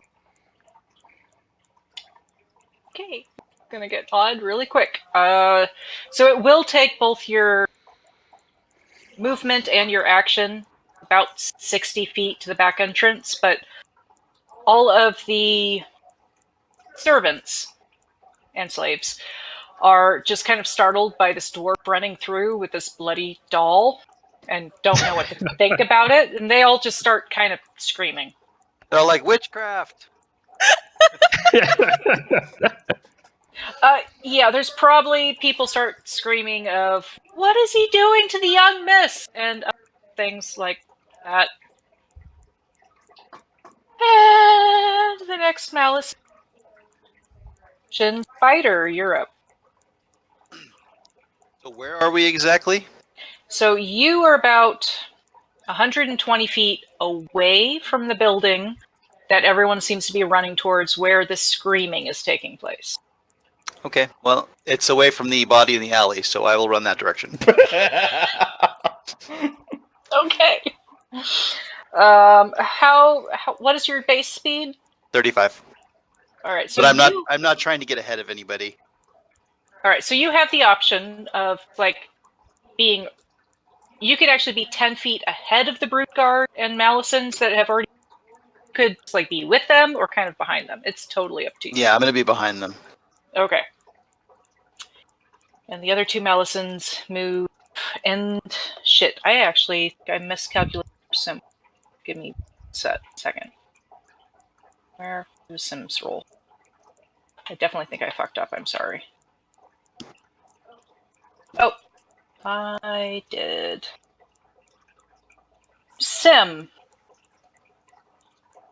You are actually next, though you and Barrett can have the discussion if you go next time. I just kind of fucked up. I realized I'd ask you guys which wanted to go first. I'm fine with that because Sim is technically a non-combatant at the moment because, frolicking. You want to do a persuasion check to get people talking? You were cutting in and out. I thought they were already frolicking. Well, they're running around naked. They weren't necessarily. Play them panpipes. Sim isn't looking to convince them. He's looking to participate. So he's down there galloping around and just going circles, completely oblivious, thinking that we're frolicking. Okay. That's what he's doing. He doesn't know there's anything serious going on. He was told to go enjoy. If someone wants to throw out the Thundercat symbol, he'll come running. But right now, yeah, he's just enjoying the fact that there's a lot of naked people running around. These are his people. A little bit. Okay. Yeah, at least a quarter of the people in the area start actually actively dancing with you.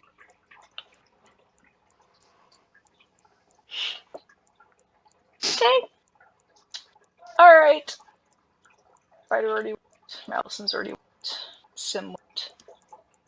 The Brood Guard is now reached the entrance and sees the parents screaming, now holding their daughter. Ro, you're up.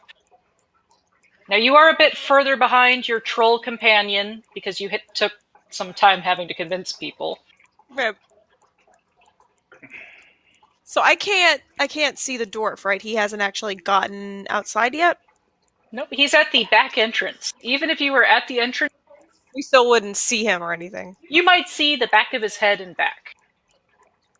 Okay. So just running up, everyone's running into the house. What are they saying or doing? What's happening? Okay, so running up, the Brood Guard,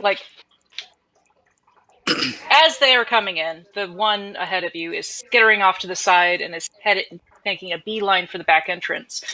There is a human man and woman holding a around 11 to 12-year-old, and the girl is just screaming, "He took Sally. She's covered in blood. Stop him, stop him, stop him." And she's just having a total, panic attack fit. Can I make a perception check on her and try and piece together that she is the one with the bloody doll?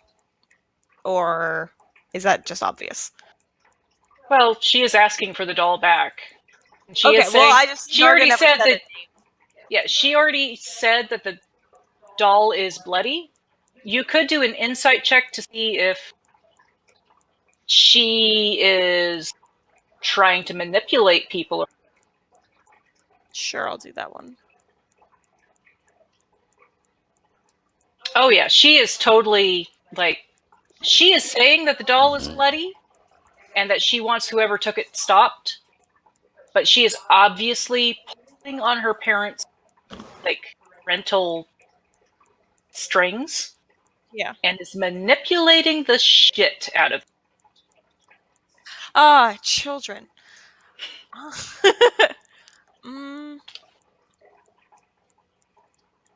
God. I have no idea, because I don't see the dwarf. I don't see the doll. Is there anything you would... I guess I could try and calm her down. Okay. I don't Do you know. want to use a spell, or do you want to engage in conversation? Well, if it's conversation, that won't work. I'm not good with talking. That's I'm not good one with of the words. I'm not good with the words, really, which is not fitting. And I don't know the druid spells well enough to know if there is one that I could cast. Most of the ones that I have listed are combative. You could take a moment if you want us to swing back to you, and after a couple of your companions, if you want to look through the spells you have available to pick something.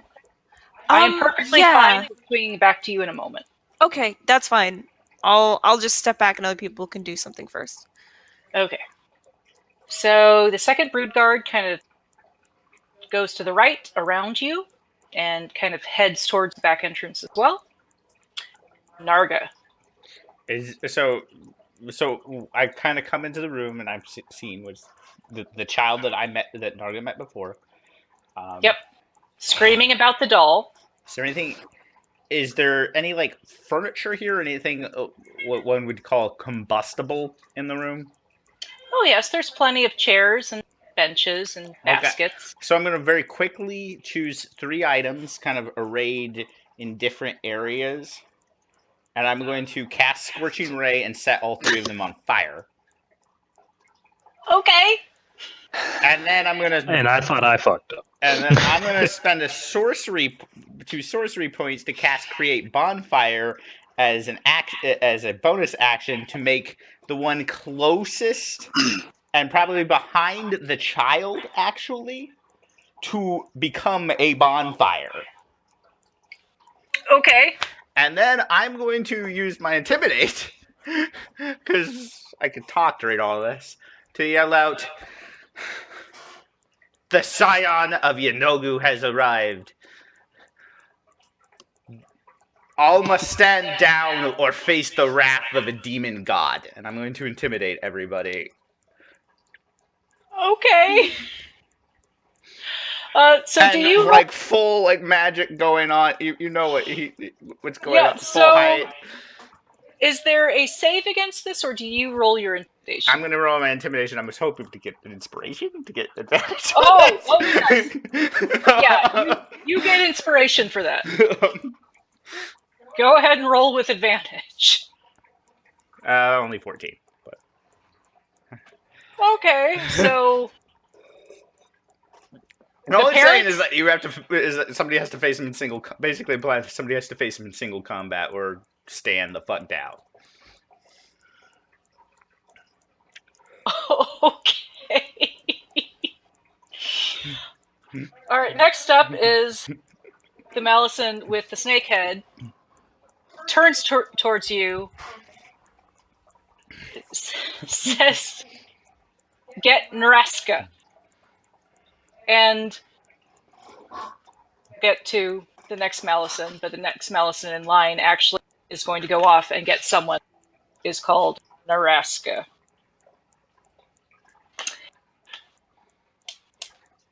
Okay. Yeah, that was a lot of resources, by the way. Yeah, so the Malison with the snake head is like looking at you, paying attention to the parents, but not really interacting with them, as the parents are both just like staring at you in terror. The girl is still screaming. Oh, anyone within 5 feet by the way, that bonfire has to make a dexterity save or take 1d8 points of fire damage. I forgot how about close? That. 5 how feet? Close? Well, they were in the center of the room, so it would be the brood guard. Mm-hmm. The one brood guard that left or right? Just tell me left or right. It's anyone within 5 feet, so I don't know. I'll say left. It would have been either one or... Yeah, so the left one. Okay, dex save? Uh-huh.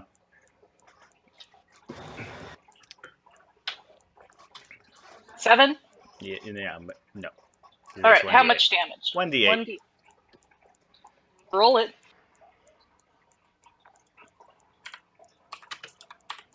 Completely, like, not...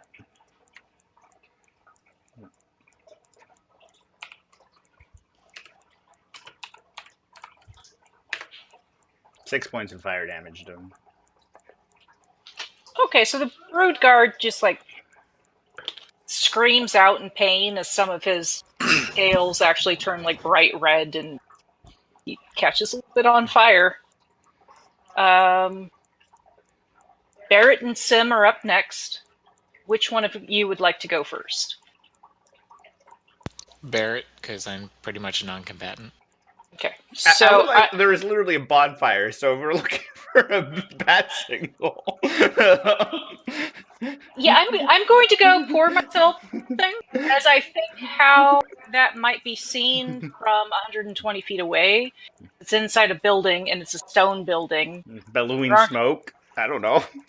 Yeah, I think I'm probably going to go with billowing, but I'm going to have...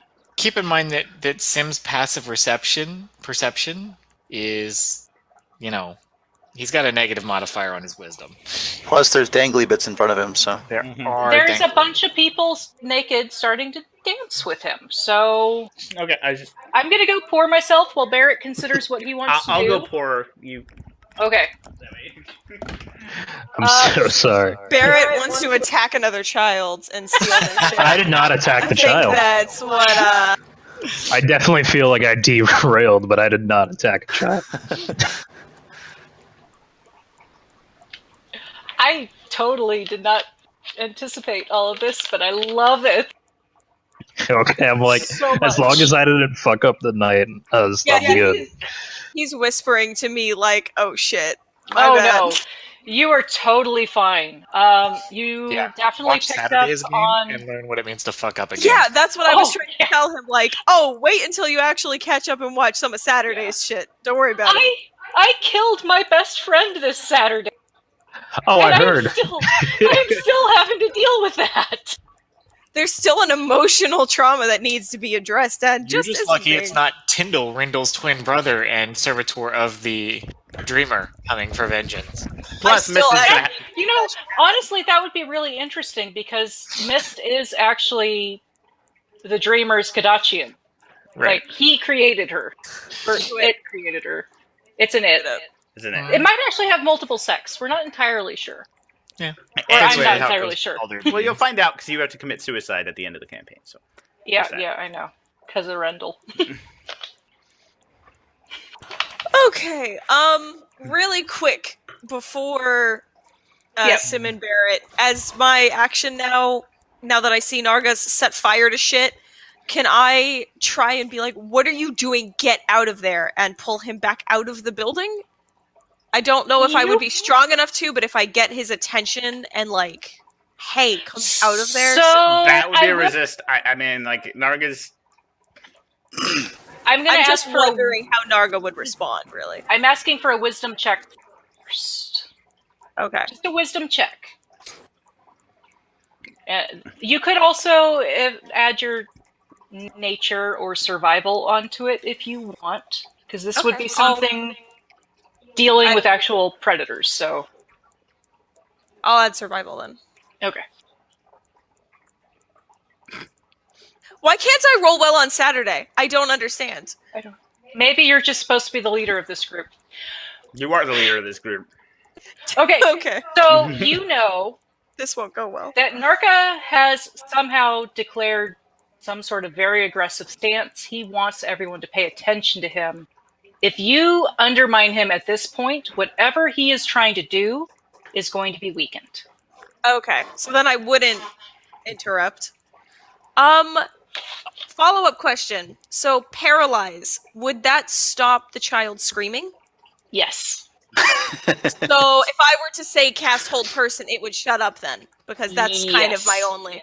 Yeah, I want to do that then. Okay. Make the child stop with that nonsense, so we can figure this out. All right. Spider the mugger. In the least aggressive way possible towards the child. Okay, If so that's possible. what save do I need to make? I don't for know a why. person? I think it was wisdom. That's wisdom. Yeah, it's a wisdom. Yeah. check. It's a wisdom saving throw. Pretty sure she shuts up and just freezes. Awesome. And no one needed to see that I did that. She just closed off, which is perfect. I'm pretty sure everybody's paying attention to Narga.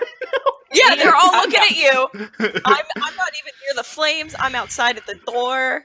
Yeah, in fact, the parents are just kind of like patting her, standing there rigid. not realizing some sort of magic Yeah. honor. They probably just think it's a continuation of this insane panic attack, which is super fine by me. That was my hope. So that'll be my turn. Thank you, Narga. Okay. Barrett and Sim. Narga's my new best friend. Just lit a building on fire. Well, at least it's a Stone building at that. yeah. It's a stone building. So it's just the contents that are on fire. Yeah. Just their entire collection of worldly possessions. It's fine. It's great. Astoria has no way of putting this fire out. That could be a problem. Yeah.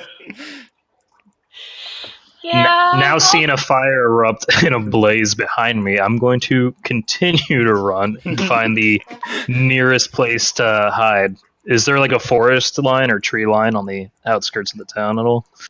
There is, however, it will take you 5 rounds to get there. There are buildings in between you and the.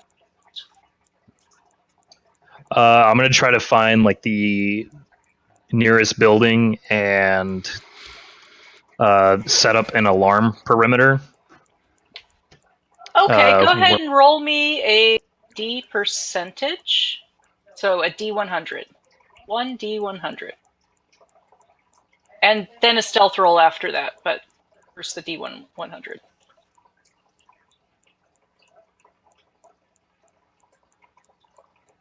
Okay. So you set up your alarm. I do need a stealth roll as well. You still have people following you. Or at least one person. 2 creatures following you. Okay. God. Alright, Sim. As multiple people in towels at this point start dancing with you, some of them actually start creating a beat where your companions just ran off to. Some smoke starts, but you know it's a human town. That seems normal. Not important. Yeah. Not important. So, is there anything you would like to encourage the celebration? No, Sim's totally just gonna enjoy the fun that has presented itself for what it is. So he is going to dance like no one is watching, and have a good time with it. Okay. I mean, Beltane fires. Who cares? Even if there's a big fire, he's not gonna care. Okay, as you are dancing, at least members that are dancing with you's towels just fall. One is guy, 2 of the others are women. Sim's not the guy who cares.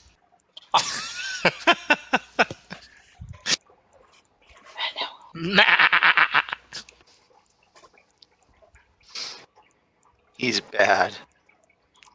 He's bad. He's bad.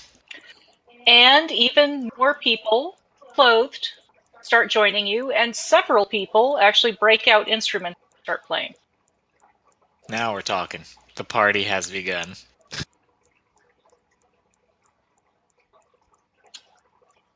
Okay. First Malison at this point actually gets into the room, having heard Narga, sees the bonfire. Child is no longer screaming. People are kind of quiet. This is the one that receives the order to go get Naraska, so he turns back around and is running off to get someone. Fighter, you are up. So Spider has no idea what's going on, and he wouldn't have entered the building with the others. Okay, so the Malison, you hear one of the Malisons yell out in common, get Naraska, another one starts slithering off as though to grab someone. Inside, from where you are standing, you should be able to see the lizard lady. The humans in front of her have gotten quiet and they're holding the child. Off to the left is the bonfire, and Narga is standing there flexing and Not really. Well, yeah, kind of. More like preening, but yeah. okay, so Narga is preening. Mm-hmm.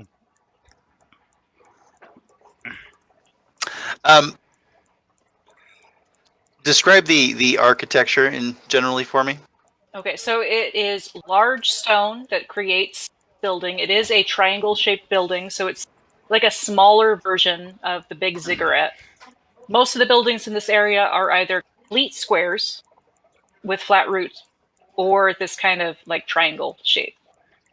Okay. And across from this triangle-shaped house, is there a square building that would make a nice perch to see what's have a vantage point? Absolutely. We need to give Spider a cloak of billowing at this point. Oh yeah. I've already been thinking about that. It's going to be great. There are several buildings across from this. There's Okay, like I'm gonna go find a perch so that I can get a big picture of what's going on and make sure they don't get in trouble down there. Okay, so from your perch, you can see that your dwarven friend runs out the back, kind of ducks behind one of the buildings. Really easy to see because the one that ducks behind is another of these triangles, and it's like doing something on the ground, like trying to make some alarm. So you can totally see the dwarf. In fact, he's only like one alleyway over from this building. Oh, okay. Well, rooftop over to him Okay. and kind of keep an overwatch on him. Okay. The next two Malisons come in, see what's going on. The Malison with the snake head just holds up a hand and says, "Wait for Nebraska." The Brood Guard both run out. The first one is going to... Let me look at what sort of investigation they might have. They might run a random direction. Wisdom. Intelligence is -2. Okay, let's see if they can do anything. Oh no. He gets completely lost and he just starts wandering off in a random direction. Spider, you were actually watching. Like, all this brood guard, this creature had to do was like turn left outside of the building. He just keeps walking straight. Okay. And Ro, you are up next. So no one seems disturbed by the raging fires or anything, right? Like, everybody seems kind of strangely calm now that the dwarf is gone and the child's quiet. They seem really confused as to what's... I will say that the Malisons walking in, it's kind of like a startle effect that they're about to start grabbing.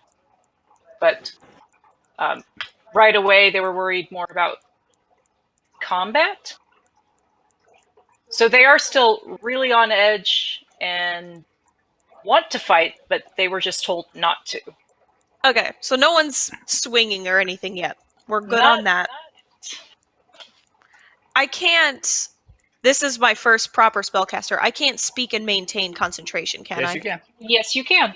So the only thing that breaks concentration is that casting another spell then that requires... That requires concentration. Also taking damage.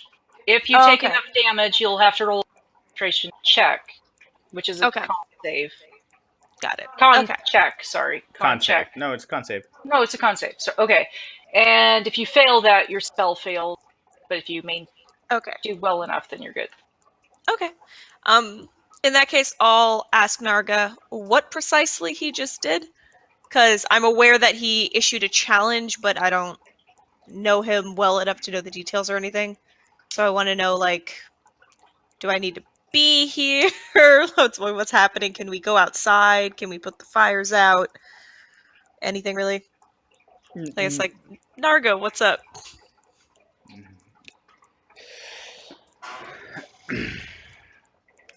Okay, he's going to use a term I want to, like, it was a term Nargo would use, and it was actually a deferential term, but before I say this, my bitch,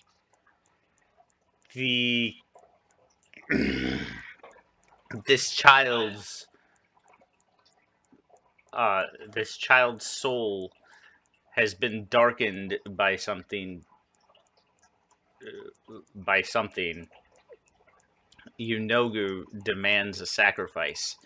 And unless somebody's going to stop him, I'm about to do the worst thing I have ever done as a player. You're gonna kill the kid. Oh yeah, and pretty horribly. What are the details of this sacrifice? Can we talk about this? I can't physically restrain you, so I'm just like putting a hand on you. Can we talk about this? Tell me what you need to do here. With your permission, Nargo will send the child's soul to his grandfather, and that should be our entire turn. So I'm delaying for a turn. I'm Thank basically God. talking to stall you, which thankfully kind of working. Because I was about to cast Inflict at 2nd level on a Yeah. paralyzed person, which is an instant crit. That would be 8d10 against a child. Oh god. Yeah. No, I'm just talking to figure this out and stall you till we figure out Yeah. what the fuck. No, that was a good play. I'm just trying to be Narga here. And Yeah, no, super fair. I'm glad that it's working. Mm-hmm. Also appreciate the warning on the term of difference, because... Yeah, Yeah, no. I know, but like it's literally the term he would use. Yeah, no, it's Knowles, I get it. Mm-hmm. And gnolls are a matriarchy, so because hyenas are a matriarchy, so. Yep. Oh, I didn't read this blurb about brood guards. Uh-oh. Okay, so the second brood guard Mm-hmm. turns around and is going to go ahead and charge at Narga. Okay, I know I didn't say it, but anyway, because like Narga was distracted, but he wouldn't be defenseless. Is there any way he can like just turn around as soon as he approaches and do the inflict? I'm sorry, that should have. No, I'm Because perfectly he would have fine with been that. in the process of casting inflict. I am perfectly fine with it. Okay, so yeah, he is going to go ahead and do the inflict. Do I has flank because she's right next to me? Well, no, because she would be beside you. Okay, then I miss. Guard would be becoming. Yeah, okay. Then I miss. So it is going to go ahead and get up close to you, and Ro, you're going to be right next to Narga as this happens, and it is going to use its multi-attack on you: a bite and 2 claws. Okay. Awesome. Yeah, I'm afraid. I'm afraid. Well, I have Shield. backup characters. 22. 22 hits. All right. So one of the claws hit. Okay.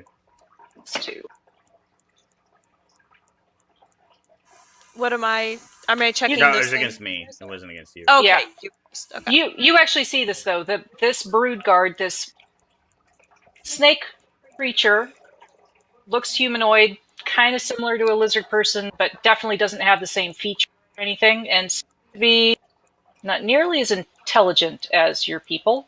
Turns around, the one that was actually damaged by the fire, by the way, and like claws at Narga, inflicting 8 points of slashing damage. You okay?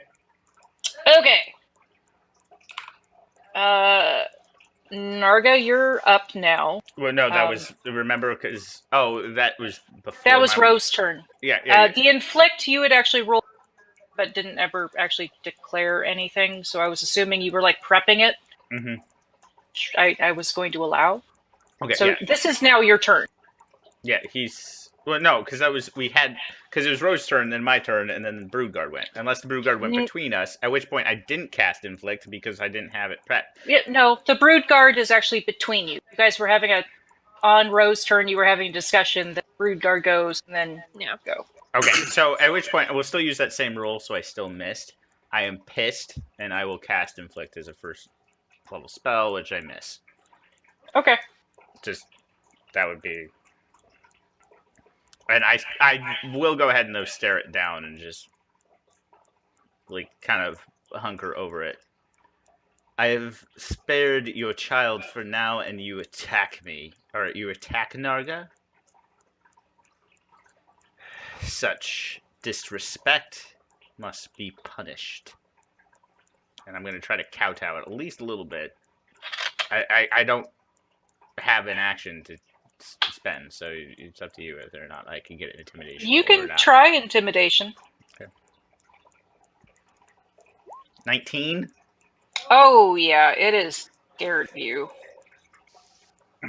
Okay, so the Malison with the it's up next, and calls out something in Yonti to that brood guard, and the brood guard. I mean, it's not its turn, but next turn, it seems to be like shrinking down as though it's trying to make itself as small as possible.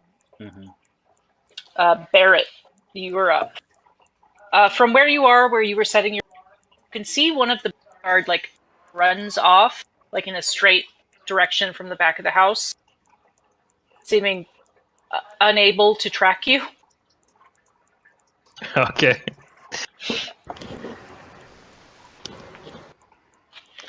Do I notice Sam like jumping from the roof? Like, trying to find... His stealth was much higher than passive perception. So unless you are declaring you want to look for someone, and then you can do a perception check, you don't see him. So it's up to you. You can try to like look around. I would say that in your position, maybe you would look around to see if someone would a different direction than from where the back of the house is.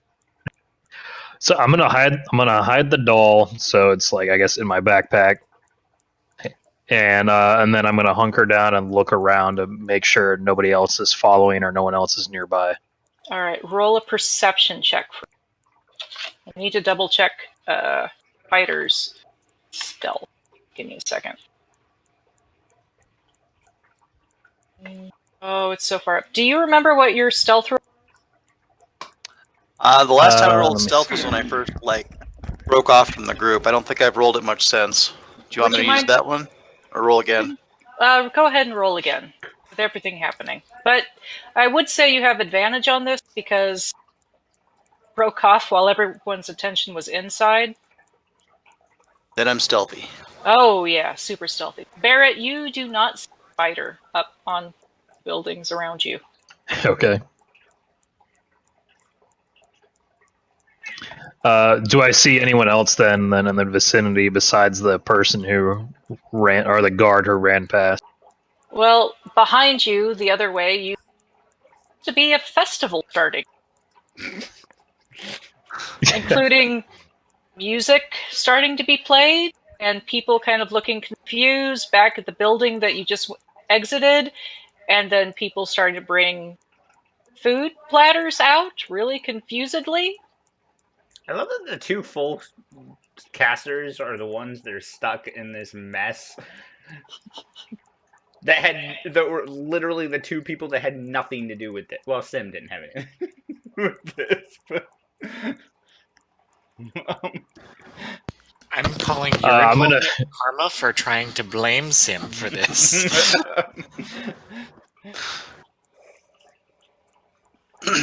I'm gonna hunker down and stay where I'm at and continue to watch or keep an eye on the now engulfed in fired building, or on fire, smoke billowing out, and smoke billowing the out, partying going on. Oh, speaking of which, I need to make a concentration check.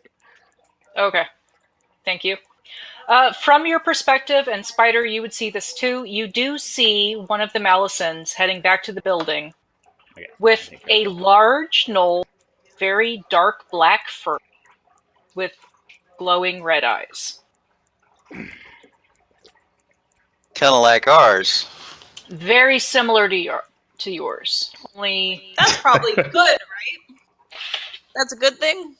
Unless this is one of my daughters.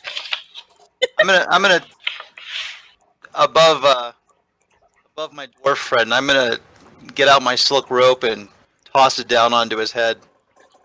Get his attention. And then when he, looks up, I'll motion for him to come on.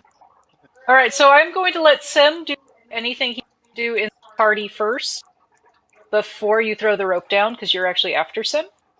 Fine. Ha! Yeah. Sim's not doing anything specific at all. He is embracing the Bacchanalia and just going with the flow. Okay. completely oblivious to what's going on. But- We shall call him Terry out of character. Oh, But the love Noel's Terry. the one with the accent. Okay. So he Spider- didn't join us, so Scott adopted the Yuri accent, and I'm adopting the mannerisms of Full Moon. It's a really There you good time go. for everybody. Yeah. It is. We needed him to be.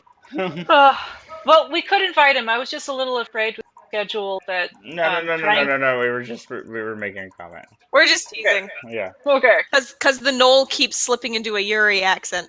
At this point, it is intentional. Yes. I love it. Okay, Spider. So you're dropping your silken rope down on top of Barrett's head. Holding the end, of course. Invitation to climb. I imagine actually wrapping around the thing to provide Yeah. some. Yeah. And then I'll motion for him to join me. I climb the rope up to Spider. Okay, I am going to need. Should be an acrobatics check from you. Okay. Now, he is helping you. Do you want me to roll something, or Wow. just? So I can you're- roll strength, athletics. So we'll go this way. Initially, he tries to grab it and starts climbing up on his own. He just kind of sits back down and his rump. You could tell him to tie it around him, and you could try using a strength check. Yeah, I'm. Yeah. Hang on. I am going to need from Barrett an intelligence sleight of hand check to see if you tie the knot, though. Okay.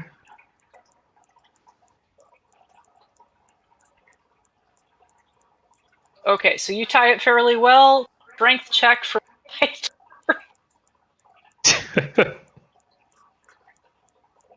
All right, Spider just hauls you up the side of the building. It's the fastest ever been lifted off the ground in your life. So I literally jump. Don't Hey. tell the elf. You ditched your tail. All right. Are they looking for you? I think they're more distracted with the flames now. Oh, let's go watch that. That's fun. Sounds great. All right, so the two Malisons actually start grabbing buckets of water from the kitchen and are maybe throwing water on things catching fire around the fire. And the other brood guard just keeps running because it's oblivious. Ro,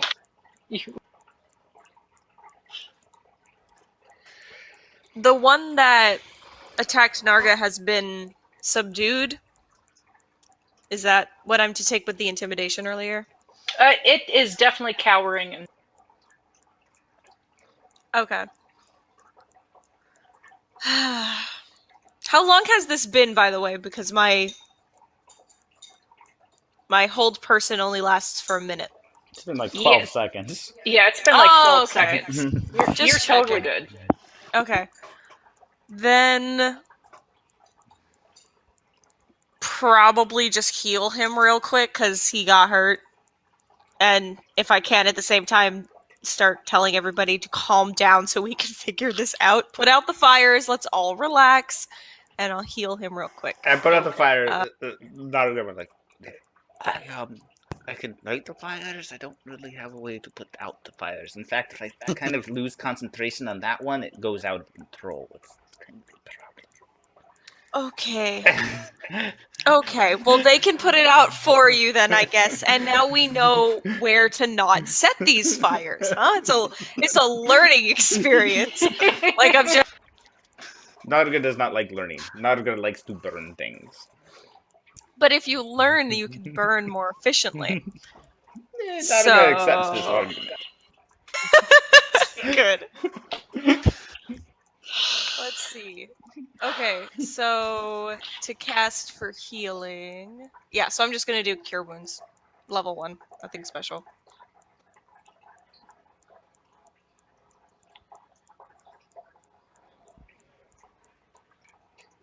You're healed! Yay! I'm at the full. Yay! Okay, the brood guard in front of you actually backs off into corners and kind of like crouches down on its heels and is just kind of like cowering. You do have the opportunity to attack if you want. Narga understands that he is vastly outnumbered in this situation. Okay, Narga, it is your turn. Narga is stupid, but he is but he understands how to survive. He's not an old knoll for no reason. He actually kind of. Now, what was the name? Naraska? Who is this Naraska, and when do I meet her? Let's see, it is his turn next. She of the Knoll mercenary group that has sided with Tizomuk. Is she a Fang of Yinogu? Is like he starts spitting out a bunch of different terms that I like. Fang of Yinogu. She blend. has come to be the Sion of. It seemed to make sense to call her. Really? Do you know a Savra? I don't know a Savra. It actually leads to like, I might be having a family reunion. Just go with it. Or now,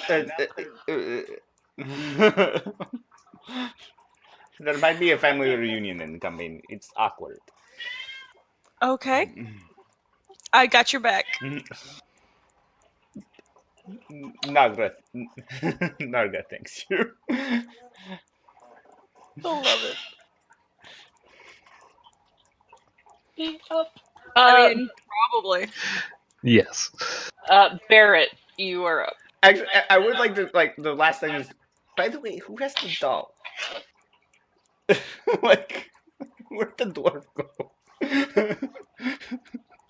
I'm more concerned with your upcoming family reunion. I don't know. Where, I guess, yeah, no one even said anything about a dwarf when we got there, so you and I are just like, oh, well, I guess we were unrelated to this, but now with the doll thing. No, we saw the dwarf. The dwarf, like, took off when we showed up. I thought I was Carrying told the I doll. didn't see him before. No, all you basically You saw the was back his, of his head. Yeah, Yeah. just basically the back of his head and the back of his shoulders. That's all you saw. He and I will be discussing his place in my company and on my payroll once this is figured out. Yeah.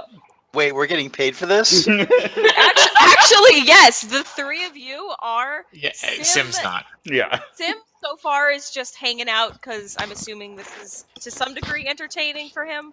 Yeah, I'll he chat found a with him druid. later. Yeah, he He's found a paying druid. me more I for would like to stopping say, blood technically, rituals. Narga is not, because Narga would be getting paid, but he hired the other two, and Narga cannot do division as has been established. So That he would be an might odd actually- number. Yeah. He doesn't know odd numbers, so he's just like paying these other Unless two we get an at a even time. person to add, it's just not going to work. Yeah. Yeah. No, makes it easier. We just had to hire one more. Mm-hmm. Okay, so Barrett, is there anything you would like to do as you are pulled up the side of the building and Spider is saying he wants to get a better viewpoint to view all these festivities? I look around. Do I notice Naraska and this knoll charging So- through or going into the building? Naraska is the knoll.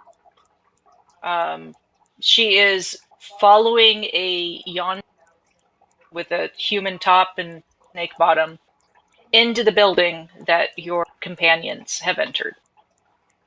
That you actually just left with a screaming child, where you stole the doll. In case you forgot, how Oh, how could I? No. No, I love this. I love D&D so much. I'm going to give Spider a quick rundown of what had happened and how I got in this predicament. but letting him know I have no clue why there is smoke now billowing out of this building. Yeah, that's a good story. I would go with that. I would like, but the bonfire is not spreading. Like, Narga's maintained concentration. It is not spreading, and probably the other two fires would be out by now. I'm gonna nudge to Spider though and motion to Naraska entering the building, and I'm like, oh god, that can't be good. Okay, so Sim's turn would be next. Multiple colored grung come out with small bowls of powder for the various participants in your dance.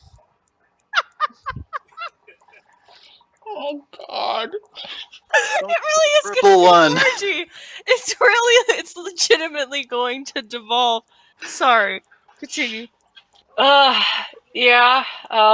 Dionysus would be proud. We have fire These and statues violence come out. going in one room and an orgy in the other. We I'm could just not saying, have at least one of juxtaposed us this chose better. correct. Yeah, we couldn't have juxtaposed this any better if we tried. This is brilliant. Yeah, I love it. So Okay. Sim's partaking of whatever fun comes his way.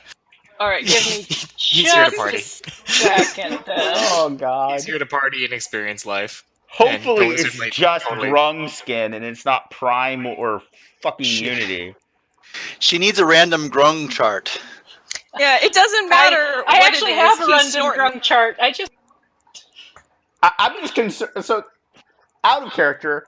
So there's Grung skin, which is a hallucinogenic. There are two other drugs in our world. There's Prime, which will cause random magic effects to happen, and Unity, which Chester is very aware of what Unity does. Yep.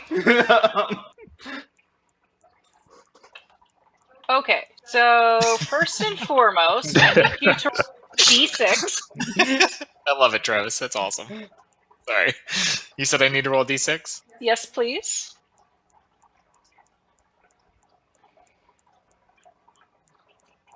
Cool.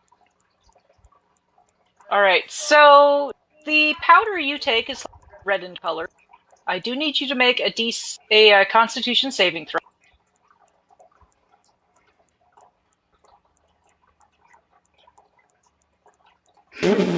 Oh no, that was a T6. Sorry. I just saw 4 on the screen. I was like, great.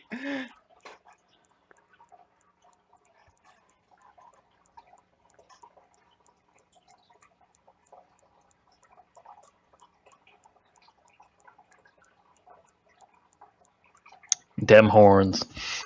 And for what it's worth, he is advantage on saves versus charms, cannot be forced to sleep by magic type situations, because, Fae. So this is a poison effect. Cool. I just wanted to throw that out there. Yeah, no, it's definitely important because the next part that you're going to have to roll for me is a magic effect. So you feel the need to use your action to eat any food in the area available within reach. Man, and a goat's palate is very large. Oh yeah. So you've got Wood and metal technically count. beer munchies. Mm. Okay, now unfortunately, I'm not going to go with even unfortunately. Well, You broke out. What am I rolling? D100. Roll. I was not anticipating introducing all of this stuff. Did he just take Prime? Is that why you're rolling a D100? Oh shit. Boo, motherfucker! Fireball, fireball, fireball! Okay, so not only do you get an extra, depends on your level of spells, but you get a level 3 spell slot just randomly. You can up whatever spells you have. Spells you do have, you can cast at this higher level. but there is a potential for a random magical effect to happen for the next 24 hours. Yes. You also feel your entire body just infused with magic. I feel like you just described his character. Yeah, A right. little redundant. He is a walking random magical effect. There's like some seriously heavy pelvic thrusts going on right now. From the beginning, I'm assuming there were. As soon as you started taking the little strings off your vest, you're like, You know, but now he's infused with magic. Have fun Sim with that. loves this world. Everybody else is like about thinking they're about to die, and Sim is like,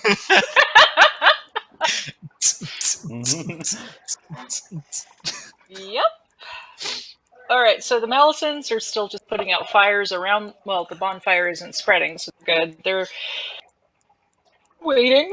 Naraska does enter this turn, but she is going to be after Spider, so. Spider, is there anything you would like to do before Naraska talks to Narga? Yeah, so, Barrett, you need a disguise. I have a makeover kit in my bag. Yes? You any good at it? Oh yeah, I'm really good at it. I disguise this all the time. Let's make it happen and join All the right. party. I'm gonna break out the disguise kit Okay. and make him look like not Barrett. not very. Okay, I need a dexterity disguise kit check. Alright, so... So if you are proficient in the disguise kit, you get to add your proficiency, but also add your dexterity. Plus a d20.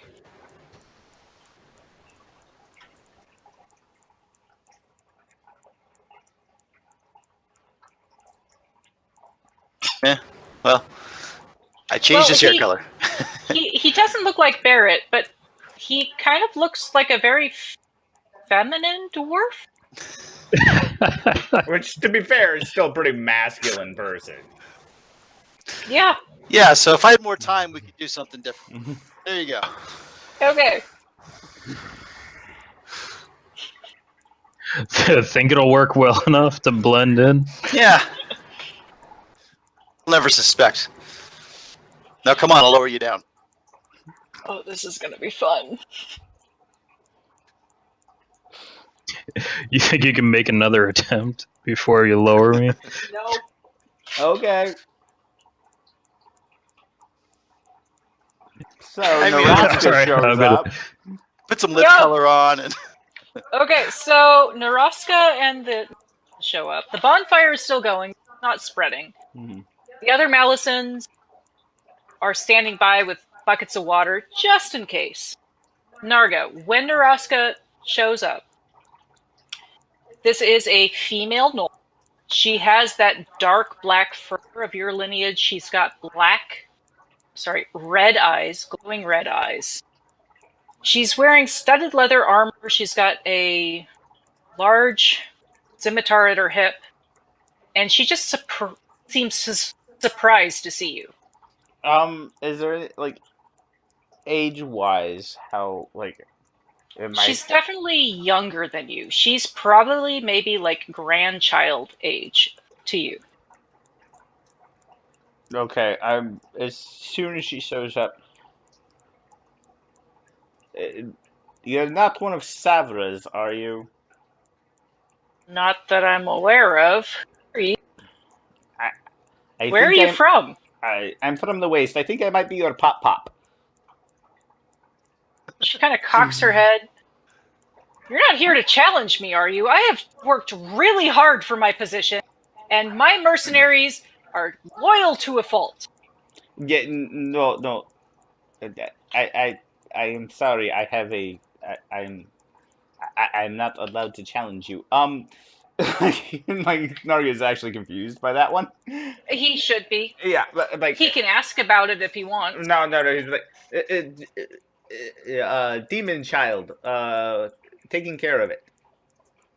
Demon child? Well, I actually don't know, but Companion, bloody doll. I don't know. Human issues. You figure out. Fuck it. I don't know. Ask her. She's smart one. Naraska will turn to you. Unfortunately, that is over 6 seconds. Yeah. Gonna- I'm gonna go. I'll do that. It is Rose's turn. Oh boy. Stefan, that picture. That's currently what I look like. What? Nobody will recognize him. Oh my god. I'm sorry. I can't look at our chat because I keep staring at it. And she wants you to dress like that tonight. No. No. This, you know what the problem is? What I hate about myself? I keep getting distracted because the laurels don't fit right. Like, that's the part my brain's nitpicking. Buddy! Also, because you sent it in the Discord chat and not the D20 chat, nobody watching the stream is going to know what you Fair just enough. did. That's There's actually no way not to fix true, that. because Scott normally has it, like, half Discord, Mm-hmm. half Oh, roll, does he? Perfect. especially for games like this where we're not Oh. using the map. Yep. Some Okay, of them so I was actually gonna say, like 'cause I have it scroll to the open. bottom. I always have the stream open while we play, and I see all of us and then the D20 chat. Oh, well, then boy. that's how Scott is streaming it, then. Yeah. That's how he's doing it. Anyway.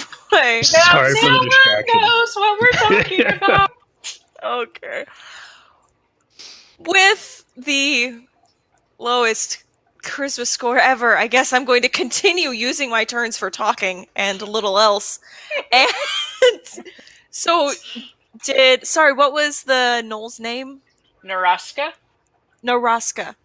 So does Naraska turn to me, or is she kind of like ignoring me and still paying attention to Narga? So she is, like, facing both you and Narga, but she is more focused on Narga.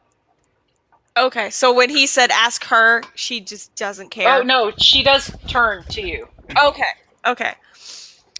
I'll tell her, all I know is that this little girl had a doll that apparently needed a lot of blood or something. Someone, I think, came in and tried to remedy the situation by taking the doll. I wasn't here, I don't know what happened, but we showed up. Narga saw... I would like to like. I'm. I will say, unless anyone does anything to create antagonistic relations again, we are out of combat. At Okay, this point. I would like to. Narga at some point would interject. Like, I think she was summoned to gooey demon god. There. Like literally, that's like what the happened. only religion he understands is the demon lords. But yeah, is actually fairly cognizant of all of them. So the blood thing is Jublex. But Okay. Jublex has too many syllables for Narga. Juby. Yeah, The Juju. yeah, Juju. Yeah. Summoning Juju. Juju voodoo. So... She's summoning Juju? Narga Turns- doesn't know. This is all weird. I hate. Like literally, once everyone's kind of calmed down, Narga Juju. literally just starts trying to leave.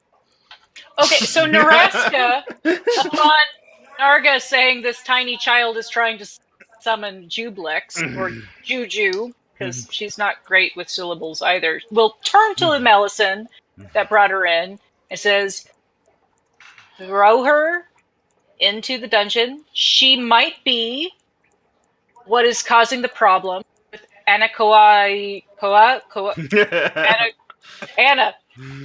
She might be causing what's wrong with Anna.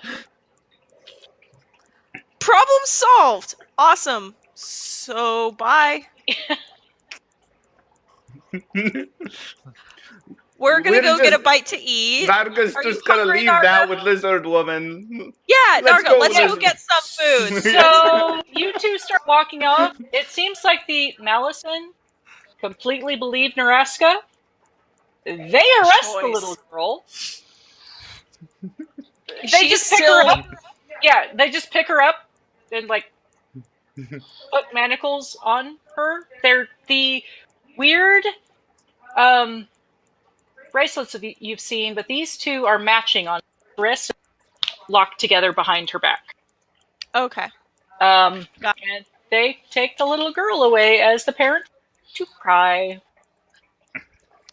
Well, Can we walk up at that point? not That's- our problem. Yeah, you That guys. is up to you. No, Are you I want to walking down? go to As the, like, we're walking walk out. and seeing what Sim is up to. Okay. Yeah, we walk out and we see this massive orgy. All right. Yeah. So, Sim is partying with the people. He is partaken of some dust and grung powder. Could be worse. Could have taken Unity. Yep. Barrett and Spider, you're coming in calmly to this massive party with lots and lots of naked people, including naked dwarves of both sexes. So, for once, well, in this case, it's actually all I'm the guys blending in. coming up to you.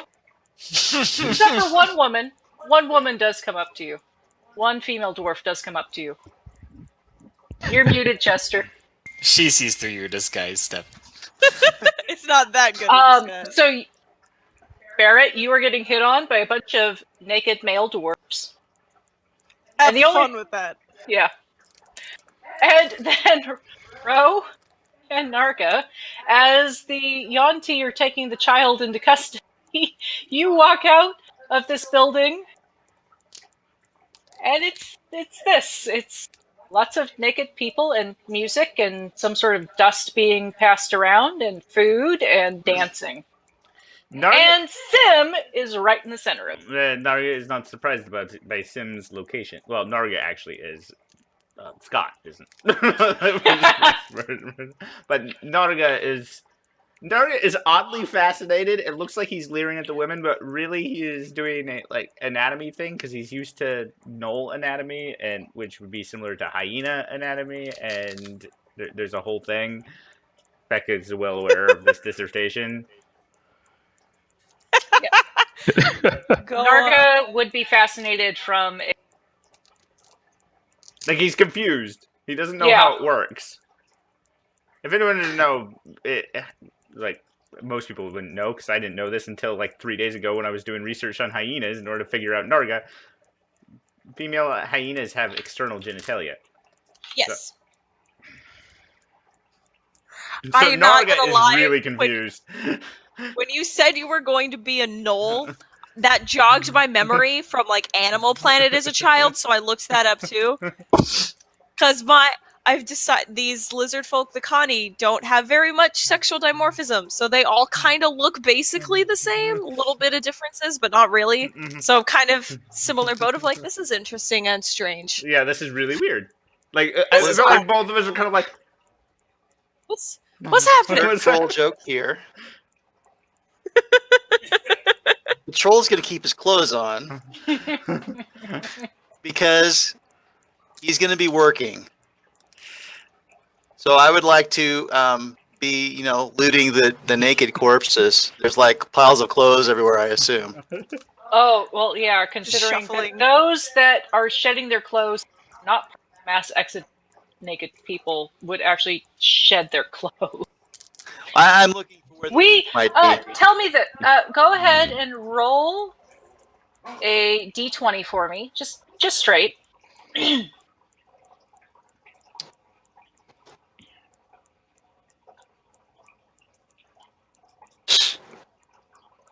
Alright, there's at least 6 to 12 people that have shed their clothes, and their clothes are piled around this center area.